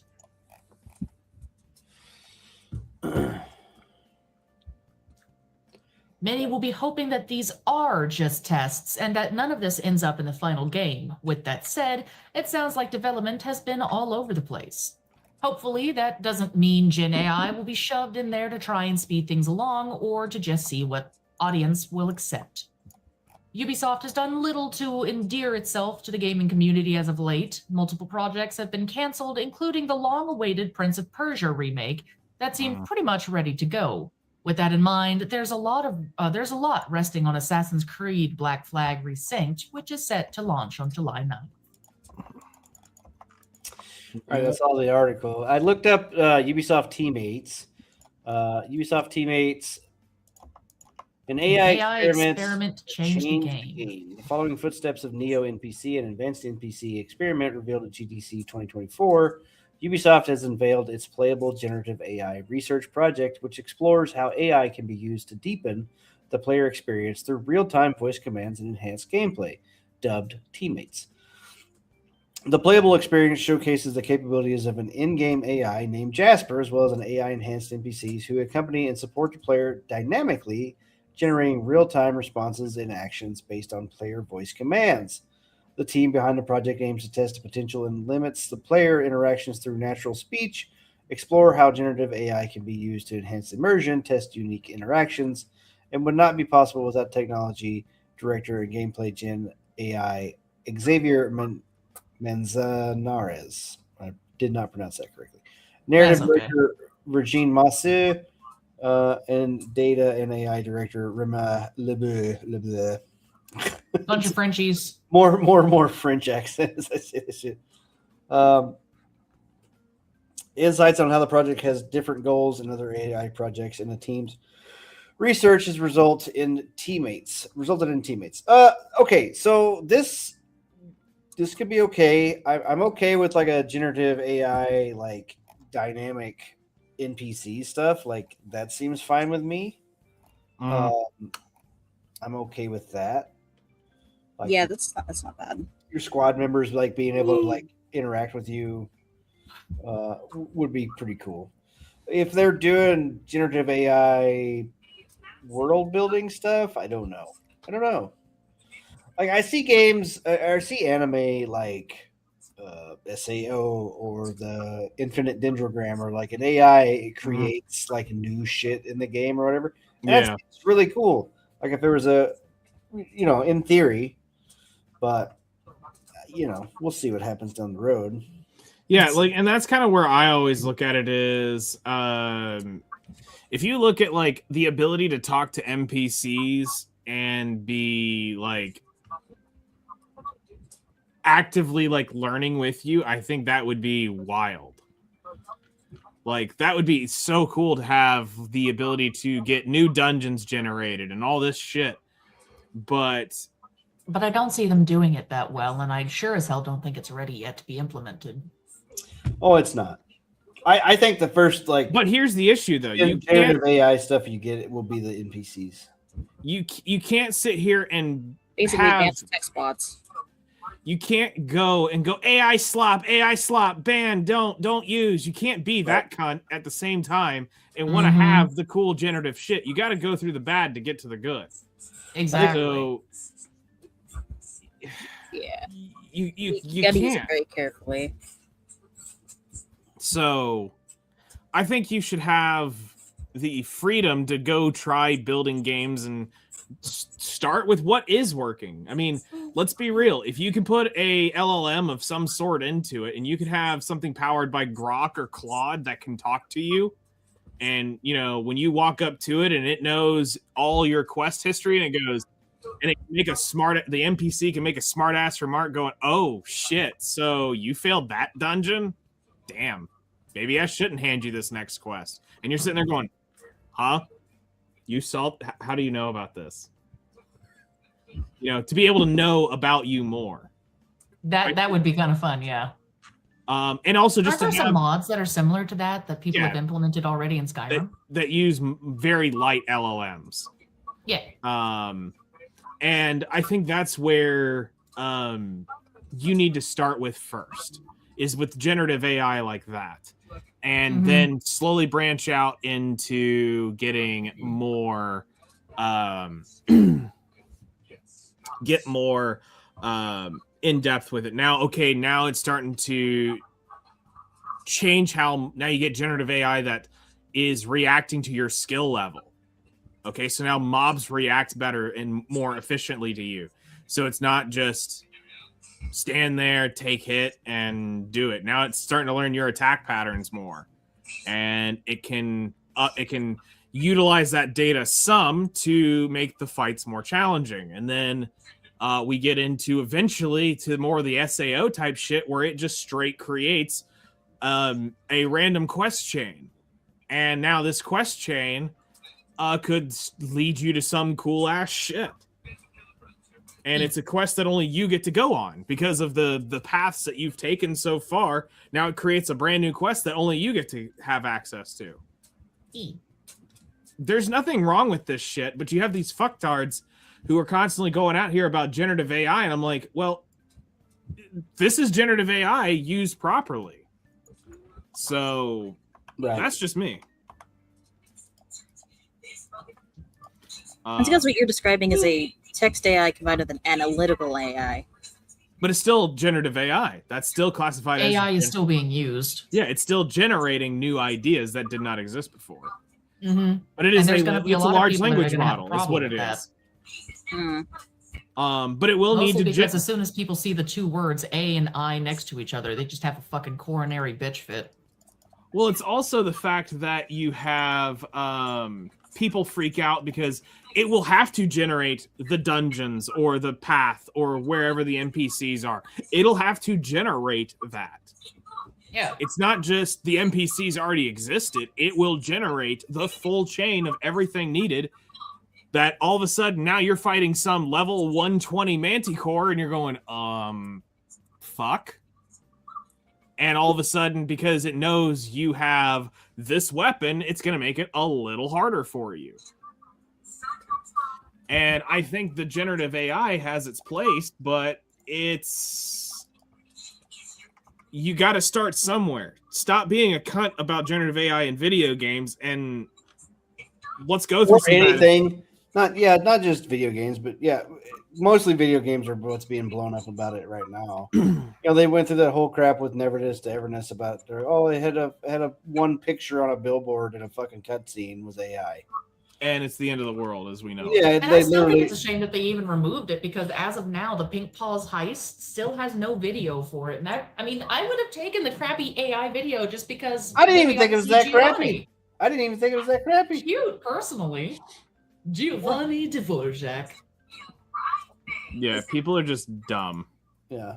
And now a lot of the paintings that were inside of the event halls and stuff, they're just blank or the same thing copy-pasted. And I find that a lot more lazy than just using an AI. Right. Mm-hmm. I mean, eventually they could have taken those AI paintings down one by one and replaced it with actual artists. Like what Expedition 33 did. Exactly. And Expedition 33 was fucking reamed by every person saying it was the best thing since God made fucking Cheez-Its. I don't fucking know, but it's like... Cheez-Its rice. Jesus Christ. But yeah, no, I don't get it. Also, what you watching, Flutter?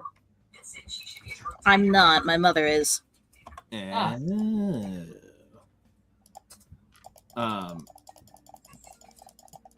But I think we have a future with AI and how it's and how we go about it with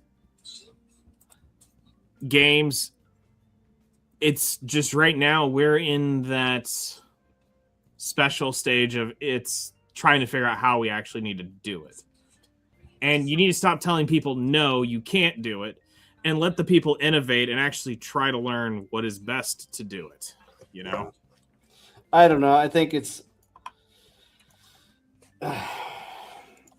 I am on team unplug the internet. Okay. You say that, but then within a week or so of the internet being unplugged, you'll be bored as shit. I'm okay with that. I can survive. He will survive. He will I'm survive. okay with it. You need to get rid of that. Or I would even compromise and say, okay, we can keep the internet, but we have to get rid of smartphones. We just have to go. All of them. Smartphones, apps, social media, all gone. Get rid of it all. You can get MySpace back, that's it. You can get MySpace, that's it. Fuck yeah, I'll have my MySpace pimped the fuck out. Yeah, everything else can fuck off. I remember I used to do the same thing on my Gaia profile. I used to do the same thing on my Gaia profile. I had that thing decked out. It looked so cool. Flutter's profile picture on MySpace right now. Yeah. There you go.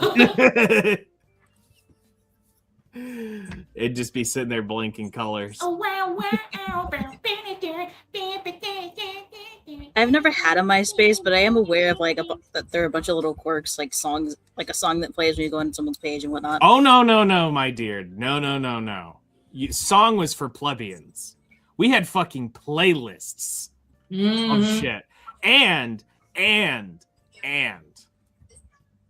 heaven fucking forbid when your girlfriend got on and it didn't play her song on your page, you were. All right, I'm out. No, MySpace is off the table too. Get rid of that shit as well. It's done. Thing is, I remember you could do similar shit on as I said, Gaia. I kind of got my account flagged for a little while because my dumb ass was like, you know what? Everyone's got songs and shit. I'm gonna put a movie on mine. So I put Shrek on there. Got a lot of folks visiting my page for a a while. Nice. But yeah, there was actually a way. There was a way to do. You could have it to where certain people got special songs when they landed on your page. You had, custom layouts, and you could move shit around. Flutter's about to explode. Yeah. She's radioactive. She's ascending. It's the rapture. Yep. So, MySpace was cool, and I do miss the some of the customizations, and back when Tom just wanted to be your number one friend. Yeah. Doesn't MySpace still technically exist? No. Yes, but no. Justin Timberlake bought it, and then it became a music site. The fuck? Yeah. So you have to understand in the quick TLDR history of it. So for a long time, it was MySpace as Tom knew it, and then it went to basically shareholders, and then it went to shit, and then Justin Timberlake, they were going to shut it down, and then Timberlake, because they had MySpace music on it, he said, I'll buy it and I'll keep MySpace running, and then him and his team eventually converted it to MySpace, which became a music profile place. So it was just a place for artists to connect. And that's really what it was. But for the longest time, it was a place of interesting fun. And I definitely remember my girlfriend getting very upset that she wasn't in the number one spot. And yeah, it was a time. Like if you accidentally moved them around, or they moved it around by accident because they were working on shit, and the code got messed up on who was where, and they came in like, why am I not in your number one spot? I'm like, because you're now number 84. Get used to it. I'm so glad I was single during that shit. Yeah. But I had a baller Green Day profile, and it was awesome. See, when you talk about things like that, it makes me glad I'm old. That dumb shit. Wub.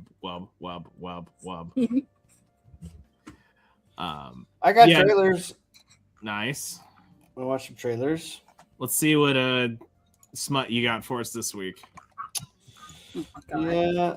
Oh, that's bad. This one. There's a few other ones too. We can look through later, but I got a few that I want to look at. For some reason, Bayonetta is all over my feed right now. Destiny 2 is the only thing that's on. Like, been scrolling for so long, and all I've been getting is Destiny 2 shit. I didn't catch your name. I didn't get it. We got the new James Bond. Mature and reckless. Headstrong. Thrill-seeking. Issues with authority. Needs our new star, a crewman Bond. Do you mind telling me why I'm here? I want to make He's you a Mr. spy. Bond. St. John Smite, my dear. 009 is a master manipulator. To catch him, we're going to need eyes everywhere. When you're ready, Bond, What about the girl? a means to an end. Well, that's an interesting pickup line. Whatever his endgame is, we won't see it coming.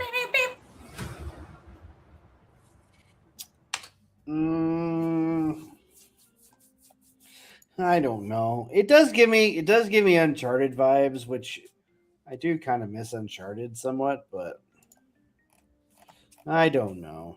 I'm not super duper impressed. Not gonna lie. It's a definite no buy for me. Yeah, I mean it's not a Yeah, buy. They would have to come out and everybody would be like, I was totally wrong about this game. Woo! You know, It's the literal next best thing since Yeah. GoldenEye. yeah. I mean, like that would have to be the reviews from not from IGNs, but Fuck from, IGN, yeah. from like regular fucking gamers come out and like, man, I tried it, dude. You guys gotta try it. It's actually really good. It's like the best thing since I played GoldenEye, and I'll be like, okay. Kind of something like that, maybe. But yeah. So I did the Golden Gun. I did see that actually Omega is making a limited run watch for this game at 10 grand a pop. Oh my god. Well, I mean, it's an Omega Seamaster. It's already going to be 9 grand just for the watch, but they're making because I mean it's Bond's watch. Bond has had for the last several decades. Bond has had Omegas, but he originally actually had a Rolex. I tell you what, I'm out. Already, I'm out. Look at this shit. There's deluxe edition DLC skin packs and these outfits and no, I'm out. I'm 100% out. I'm tired of this fucking bullshit. I'm like deluxe edition with like a physical item or whatever. If you want to pay for a toy to put on your desk, I'm okay with that. That's up on you, right? But all this like buy this and get this fucking exclusive skin and this exclusive thing in the game. It's like just put that shit in the game to unlock somehow. Don't put this like as a fuck. Don't put it behind a fucking paywall thing. But how are they supposed to get their money that way? What the fuck? Yeah, ones and zeros, Nemo. That's because we had radioactive Flutter. Now we have numbers Nemo. When you ask how they're supposed to get money, it's just selling the game. That's how they're supposed to get money. And see, this is Well, why you don't obviously have they can't do that VTubers now. around. Because they can flex with their models. You don't approve? No, need bigger titties. Don't worry, I got you covered, fam. I got you covered. Hang on. Aw, Hang shit. on. I got you covered. I gotta find my items first. But I got tickle bitties. Oh, I know. I've seen it, and it's fucking hilarious. This is as big as I could make him without the clothing looking weird because it's a free model. Fair. All right, so yeah, I'm out. I'm pretty much out on it now. It's all I hate this shit. Gleaming skin pack. We got Bolt Gun Boom. Warhammer 40K.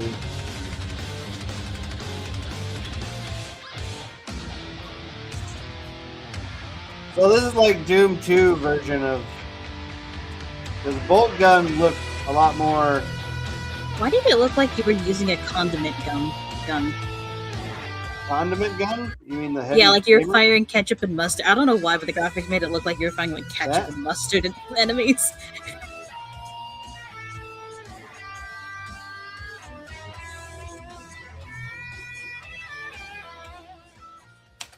Looks sick. Coming in 2026. I need to I play the can't first find one. my breasticles. Yeah, it That's a statement of the year. sucks to be you, I guess. I found my breasticles. Shit. Are Yep. these big enough for you? More. What about There. now? There we go. Now that can suffocate somebody. Good. Oh shit. Oh man. What the fuck?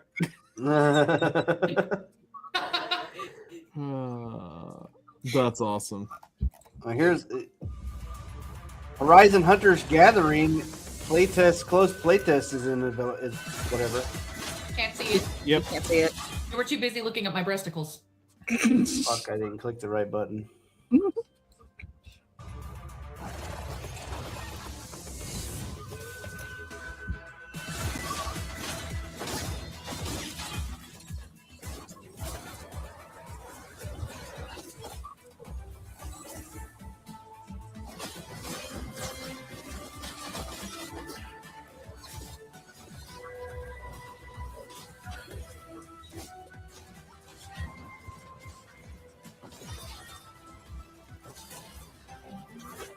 It's like diarrhea.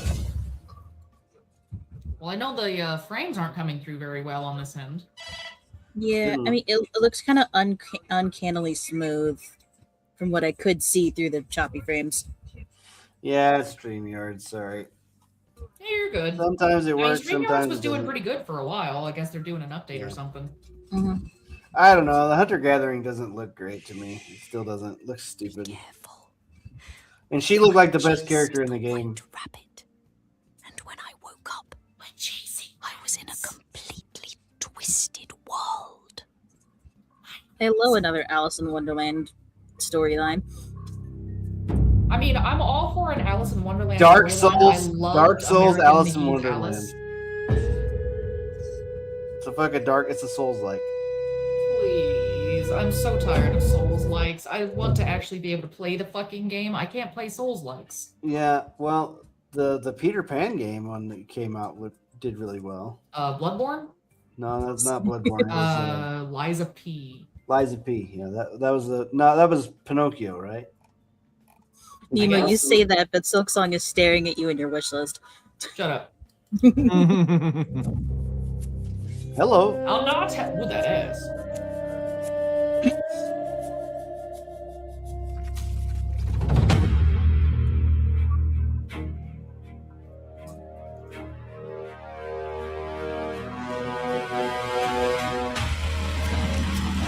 Well, at least Alice is pretty.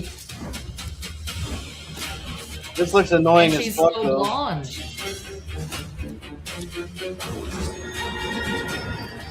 Multiplayer. Ugh.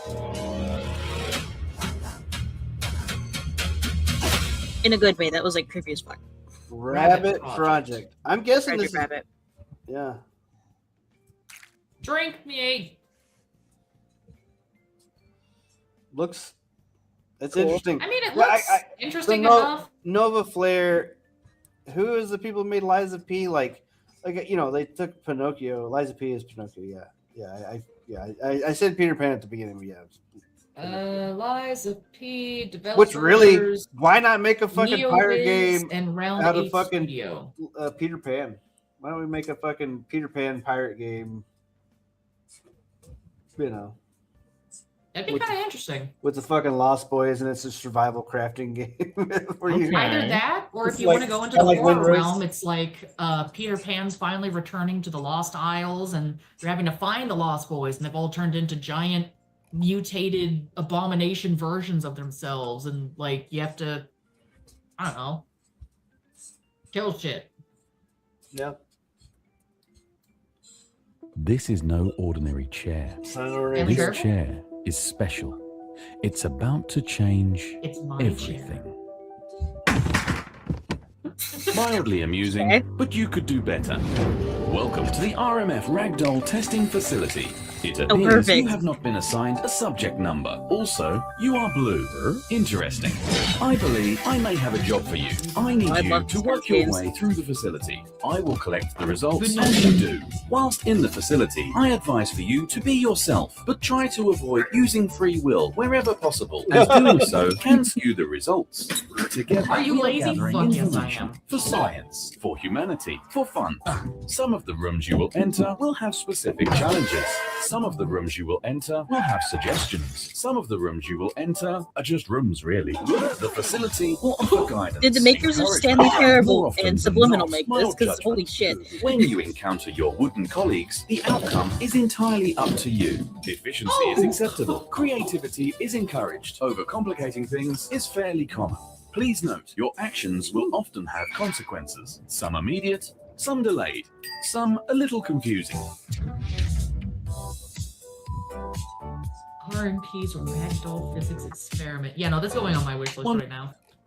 Oh, wait. More thing, not all buttons should be pressed. I used to hate facial hair, but then it grew on me. This is no. Hey, there's a free demo out currently. Yeah, Might play it tomorrow. There's a free demo, so yeah. Play some ragdoll stuff. I mean, at least folks then can't be like, damn, you're getting stuff off of Humble Bundle again. Like I heard today when I was playing Lunacid. All right, guys. I hit a wall just now. That time. And That Right. tends to happen around 9. Yeah. 7 for me. Where is the Bitches, baby? It is. He's been in bed, I guess. He hasn't come out at all.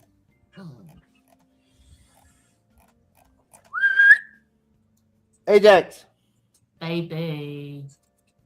come here. Come on, mascot. Yeah, I don't think he's coming. Aw. Yeah, he's been laid up. He's feeling his old age. Yep. Oh, yeah, did Ace check the Discord for our most recent little conversation? No, I'm sure he's probably hard ignoring what we. Yeah, I saw that. Yeah, it's gross, and we should not even talk about it. Like I said, pull the pregnant women out of bushes. Stop. Out of the goddamn woodwork. Repeal You're the not 19th. allowed.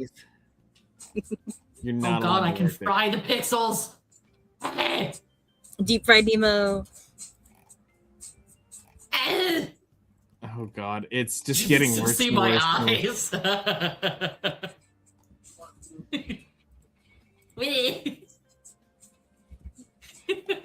I hope your face gets stuck like that. Oh, Jesus. Hmm. I hope your face gets stuck like that. You would hope my face gets stuck like this. That's what I said. Yep. Getting stuck with tickle bitties. Fuck yeah. Fuck yeah. There's backlighting. Oh, that's not how to do it. Bungie had a good run until the decided to make a Star Wars homage. Yeah. Definitely. You are the void. Mike, the Enigma, welcome in. Yeah, bro. Yeah. Yeah. They've all, I don't know. Creative bankruptcy, too many suits and sitting around tables making decisions. Yep.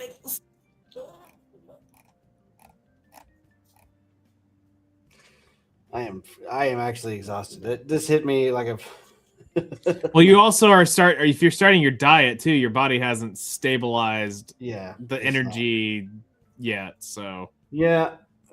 Old man sleepy.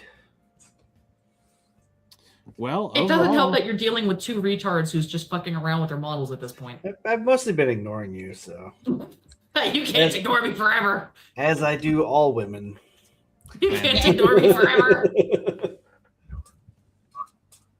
So, I mean, it looks like we covered pretty much everything important. Yeah, I went through everything. The only thing I didn't touch on that I had pulled out here was the Subnautica 2 thing, because Subnautica 2 is out.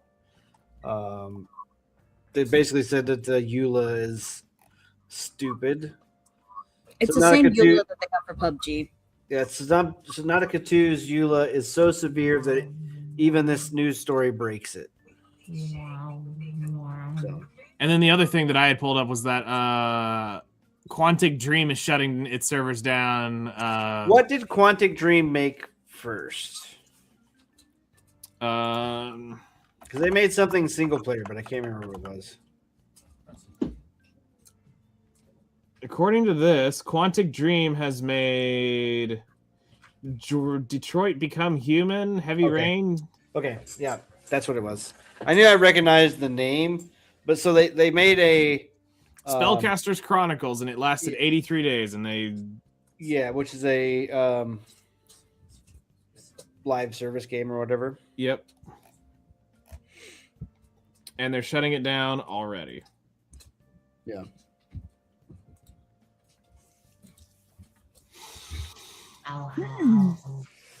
Because that was the only thing that I had found of real importance. Just because it's another game to add to the we didn't even last 100 days category. Yeah, a lot of that shit happening. It peaked though at 888 concurrent players at launch. Ooh. Still better than a lot of the shit we've brought up over here. True. I mean, my favorite to go. Hey, at least Highguard actually had a higher amount of players. It had us. Yeah, 100% win rate. Yeah. Can't beat that. Literally. Let's see here. What was the Exo Manowars? 83? What was the so many 38? games with potential just got shut down due to horrible decisions. Mm-hmm. What was the fucking night game? The one that we've been picking on for so long. There's a lot of them. No, like the medieval night. Ex Vato, whatever. Yeah, that thing. Oh, yeah. There it is. Ex Vato had 5 people playing it in the last 24 hours. Oof. Yeah, man, there's some solid numbers there. Yep. So at least Spellcasters Chronicles did better than that, and somehow this game is still staying out there because it's a single player game. So, but yeah, there's nobody playing the game right now. So if you want to become the one person playing this game right now, now's your chance. Do you want to be number one? Find a dead game. Yeah. You'll be number one. And Mixtape had what, 500 or something like that? Mixtape at its peak right now has been 313 in the last 24 hours. 191 playing right now. And all-time peak 12 days ago was 2,245. Yet this thing is a 10 out of 10 masterpiece. Masterpieces normally get higher people playing games. Just saying. Yeah. For the masterpiece thing is very. Yeah, 10 out of 10 games usually get a higher player count than my entire high school population. Oh, Mike. Mike's been here this whole time. So. Yeah, I don't know, man. It's not a masterpiece. It's divided everybody. Well, I say divided. It's further divided the trust or whatever of games journalists. Even so much as like Luke Stevens did a video saying that he thought it was really good and he super for Mixtape, and it puts a pretty big damper on. I thought he was a pretty middle of the road. I listen to a lot of more conservative based YouTubers and stuff when they review games, but I feel like that's kind of a bias to listen to them and their opinion. So I'm trying to find some, and the other side is super insufferable. Like I don't even want to listen to them. So I was trying to find somebody that's more middle of the road content creator, and I thought Luke was going to be that, but I don't know. After this thing, it's definitely a strike. It's definitely a strike for him. Yeah, I've been seeing this dude posting a bunch. That's brutal. Yeah, I saw that. Yeah. Yeah. That, yeah, pretty much. Warframe, yeah. Still kicking. Shit. Yeah. Well, Warframe came out after Destiny 1. Yep. And like that's what Bungie should have done with Destiny is kept doing a thing like that. Oh, here's some funny shit. Let's look at this. Here's some people watching the new Mandalorian movie. There's so many. It's such a popular place. Yeah. I know, right? I mean, what time did they go is what I want to know. This is like halfway through the movie. I'm kidding. Right? 40 minutes ago. Damn. Ow. They're probably still watching the movie. So there was another guy said he took a picture of it and said that I'm so bored I want to leave. It's like in the middle of the movie, he's like, I want to leave. Here's cuteness overload for the whammon. I want. Oh goodness. Aww. I actually saw a deer this small yesterday. I almost ran it over. I did get stopped before because I saw the mom run past and I could see something else in the road, and there was a baby deer that literally it couldn't have been out of its mom more than 2 days. Damn. It was fucking What tiny. a stylish baby. Yay. So. Oh, here. Do you want to see something else? Do you want to see something that turns you off of Black Flag? Look what they did to the girls' cleavage. Oh my God. Also, what they do to their mouth. Not only that, what do they do with the lighting? Well, they definitely up the lighting in a lot of these scenes, but I think the cleavage is there, but I think it's the worst because the shadows aren't as prominent right now. The shadows really help with that. That kind of. For sure looks like I'm gonna take. it's definitely not as low cut as it was before. I'm gonna take some shots at myself, but the remake, if that's what it is on the right, baby, I can doodle things like that. That does not look like there's a lot of shading. You need to put the shadows back. It adds detail. Also, it hides the parts of her face that I'm kind of staring at. She kind of looks like she's under studio lights right now instead of outdoors. Well, exactly. So the game's gonna have more dynamic lighting. I'm gonna be for this because these shadows, this darkness, it hid the technical limitations that they had during the time when they made this game, and it worked. True. Mm-hmm. The new stuff, like there's little shadows here, like you don't see this. There's little stuff in the outfits or whatever. And yes, it's brighter, different, but there's like a dynamic daytime thing that happens now. So I don't know. I don't like the character model. I think the character models look worse.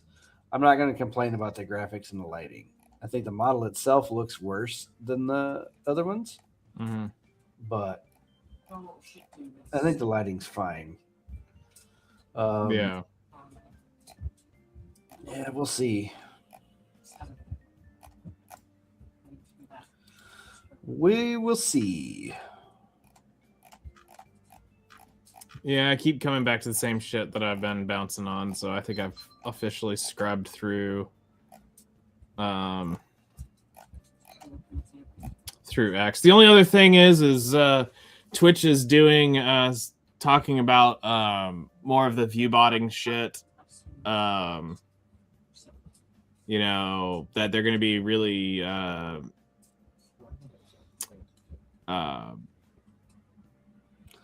what the fuck? That Twitch is going to be working on, shutting off more of the viewbotting, and it's going to start with high-end creators first.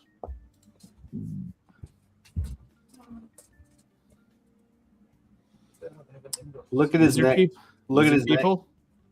That's a fake neck. That's a fucking. Well, somebody said this guy's literally wearing a CIA, like a CIA mask. He's in the position to demand those. So I think in that sense, he controls the narrative and when he would strike. I'd also say that What the fuck? Why is he wearing a head? Why is he wearing a? I don't know. It's so fucking crazy. Like, what is the point? You're on the news. I don't know. I just saw that this was posted. I thought, holy shit, what the fuck? The only time that I think this would make sense is like Halloween, but it. I need you all to get It's a a bit grip. early. Like, I don't know what the fuck this is. Like, maybe it's a lighting thing. I don't know, but it definitely looks like a fucking mask. So crazy. Looking. Yeah. That's so weird.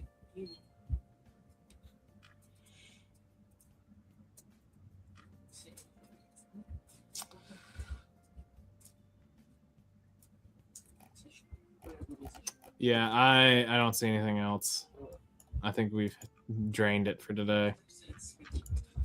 Pretty much, yeah. So we got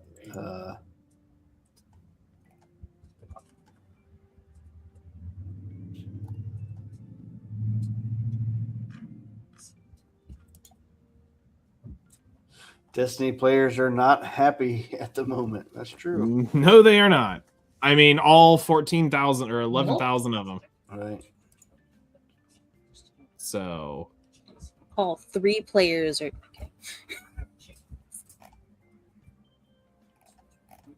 Yep.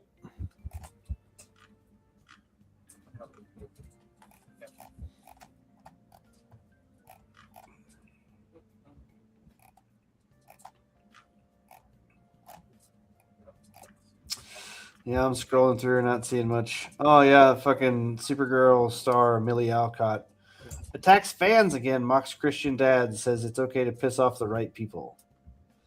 Yeah, that's real good advice for people who already don't want to watch your movie.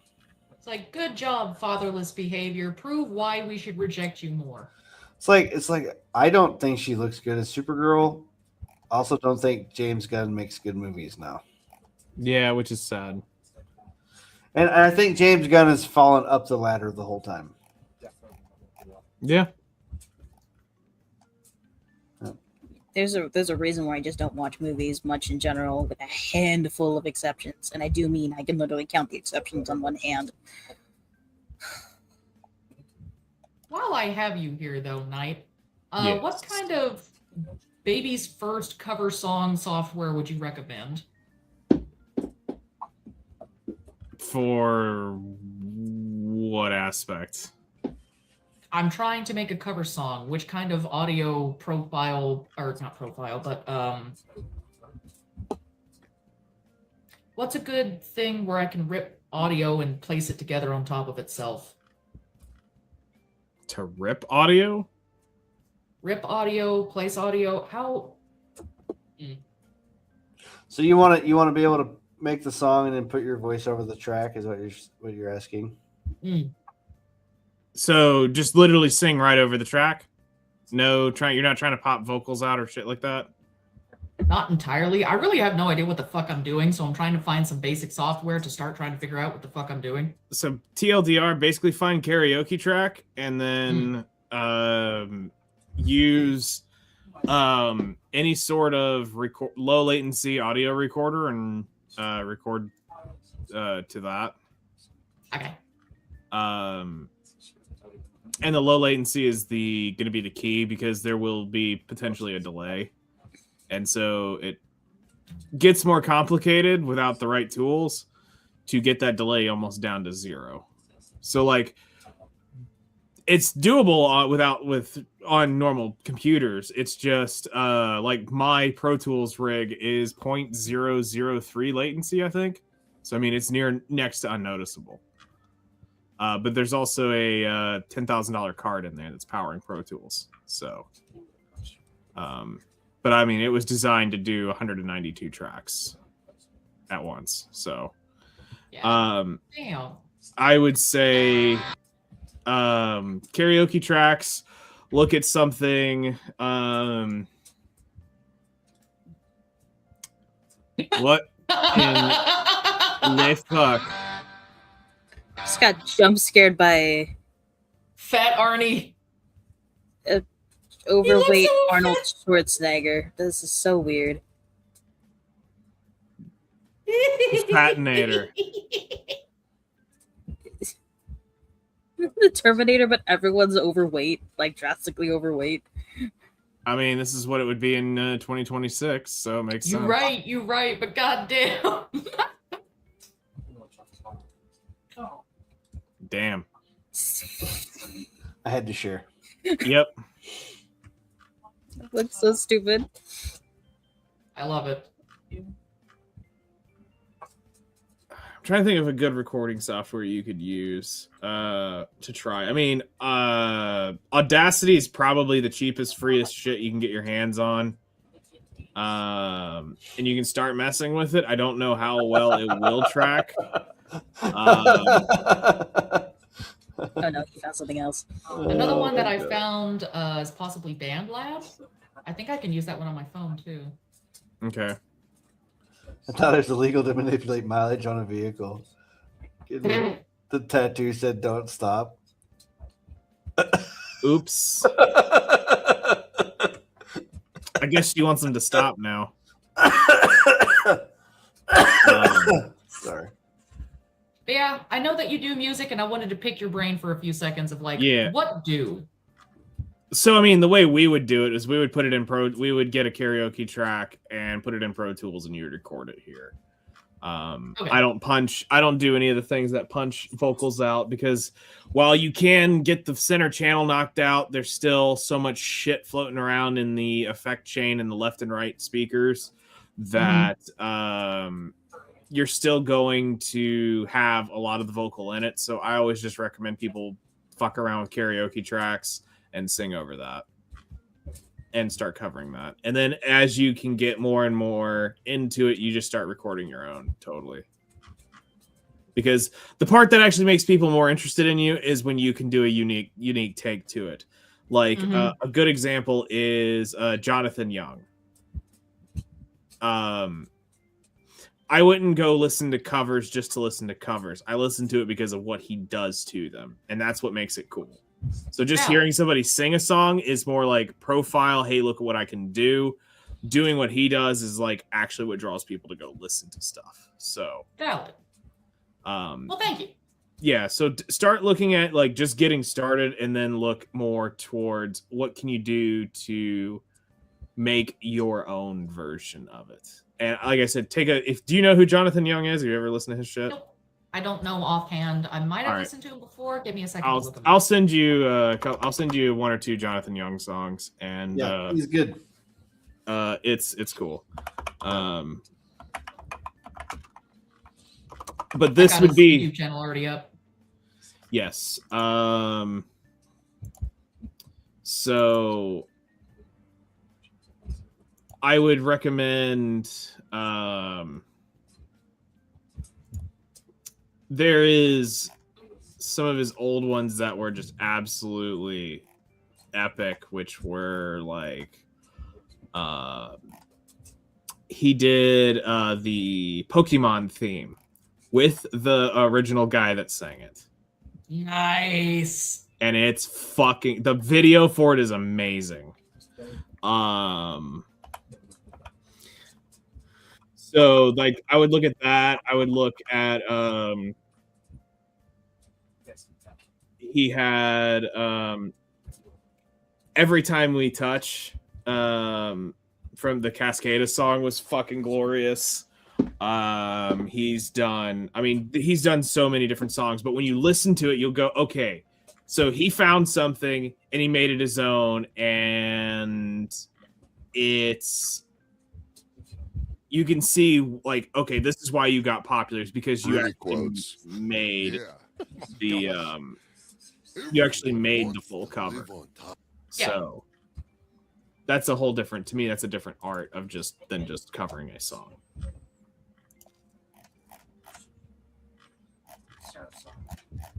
And I'm just scrolling through it. Like he did the Final Countdown 2 years ago. Okay, hold on. I'm going to quickly scrub this because I think I'm listening to his Santiana cover. It's fucking great. Although I am oddly fascinated by how his mouth is moving. Yeah.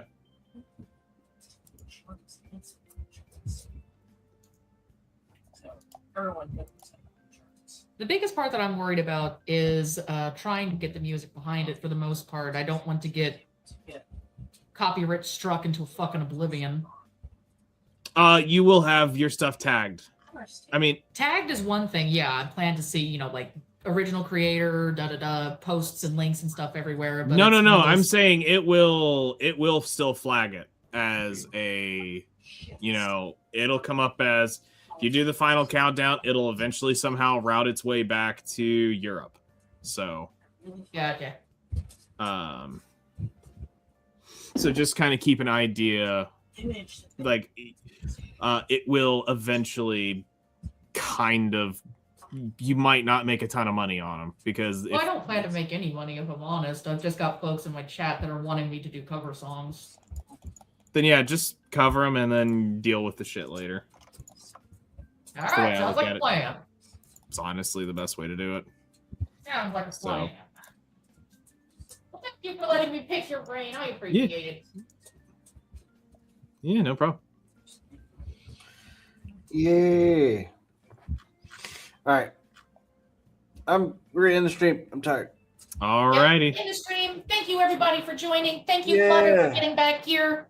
Always happy to drag you back into the shenanigans. Maybe one of these days I'll have a more energetic podcast sometime. I don't know. Maybe it's something we'll be normal someday. Maybe. Who knows? Normal is a fake status. Yeah. All right. Take care of yourselves, everybody. Till then, we'll see you next week. Bye. Until we meet again. Skeletor. He-Man. Oh, wrong button. Yeah. That's the button.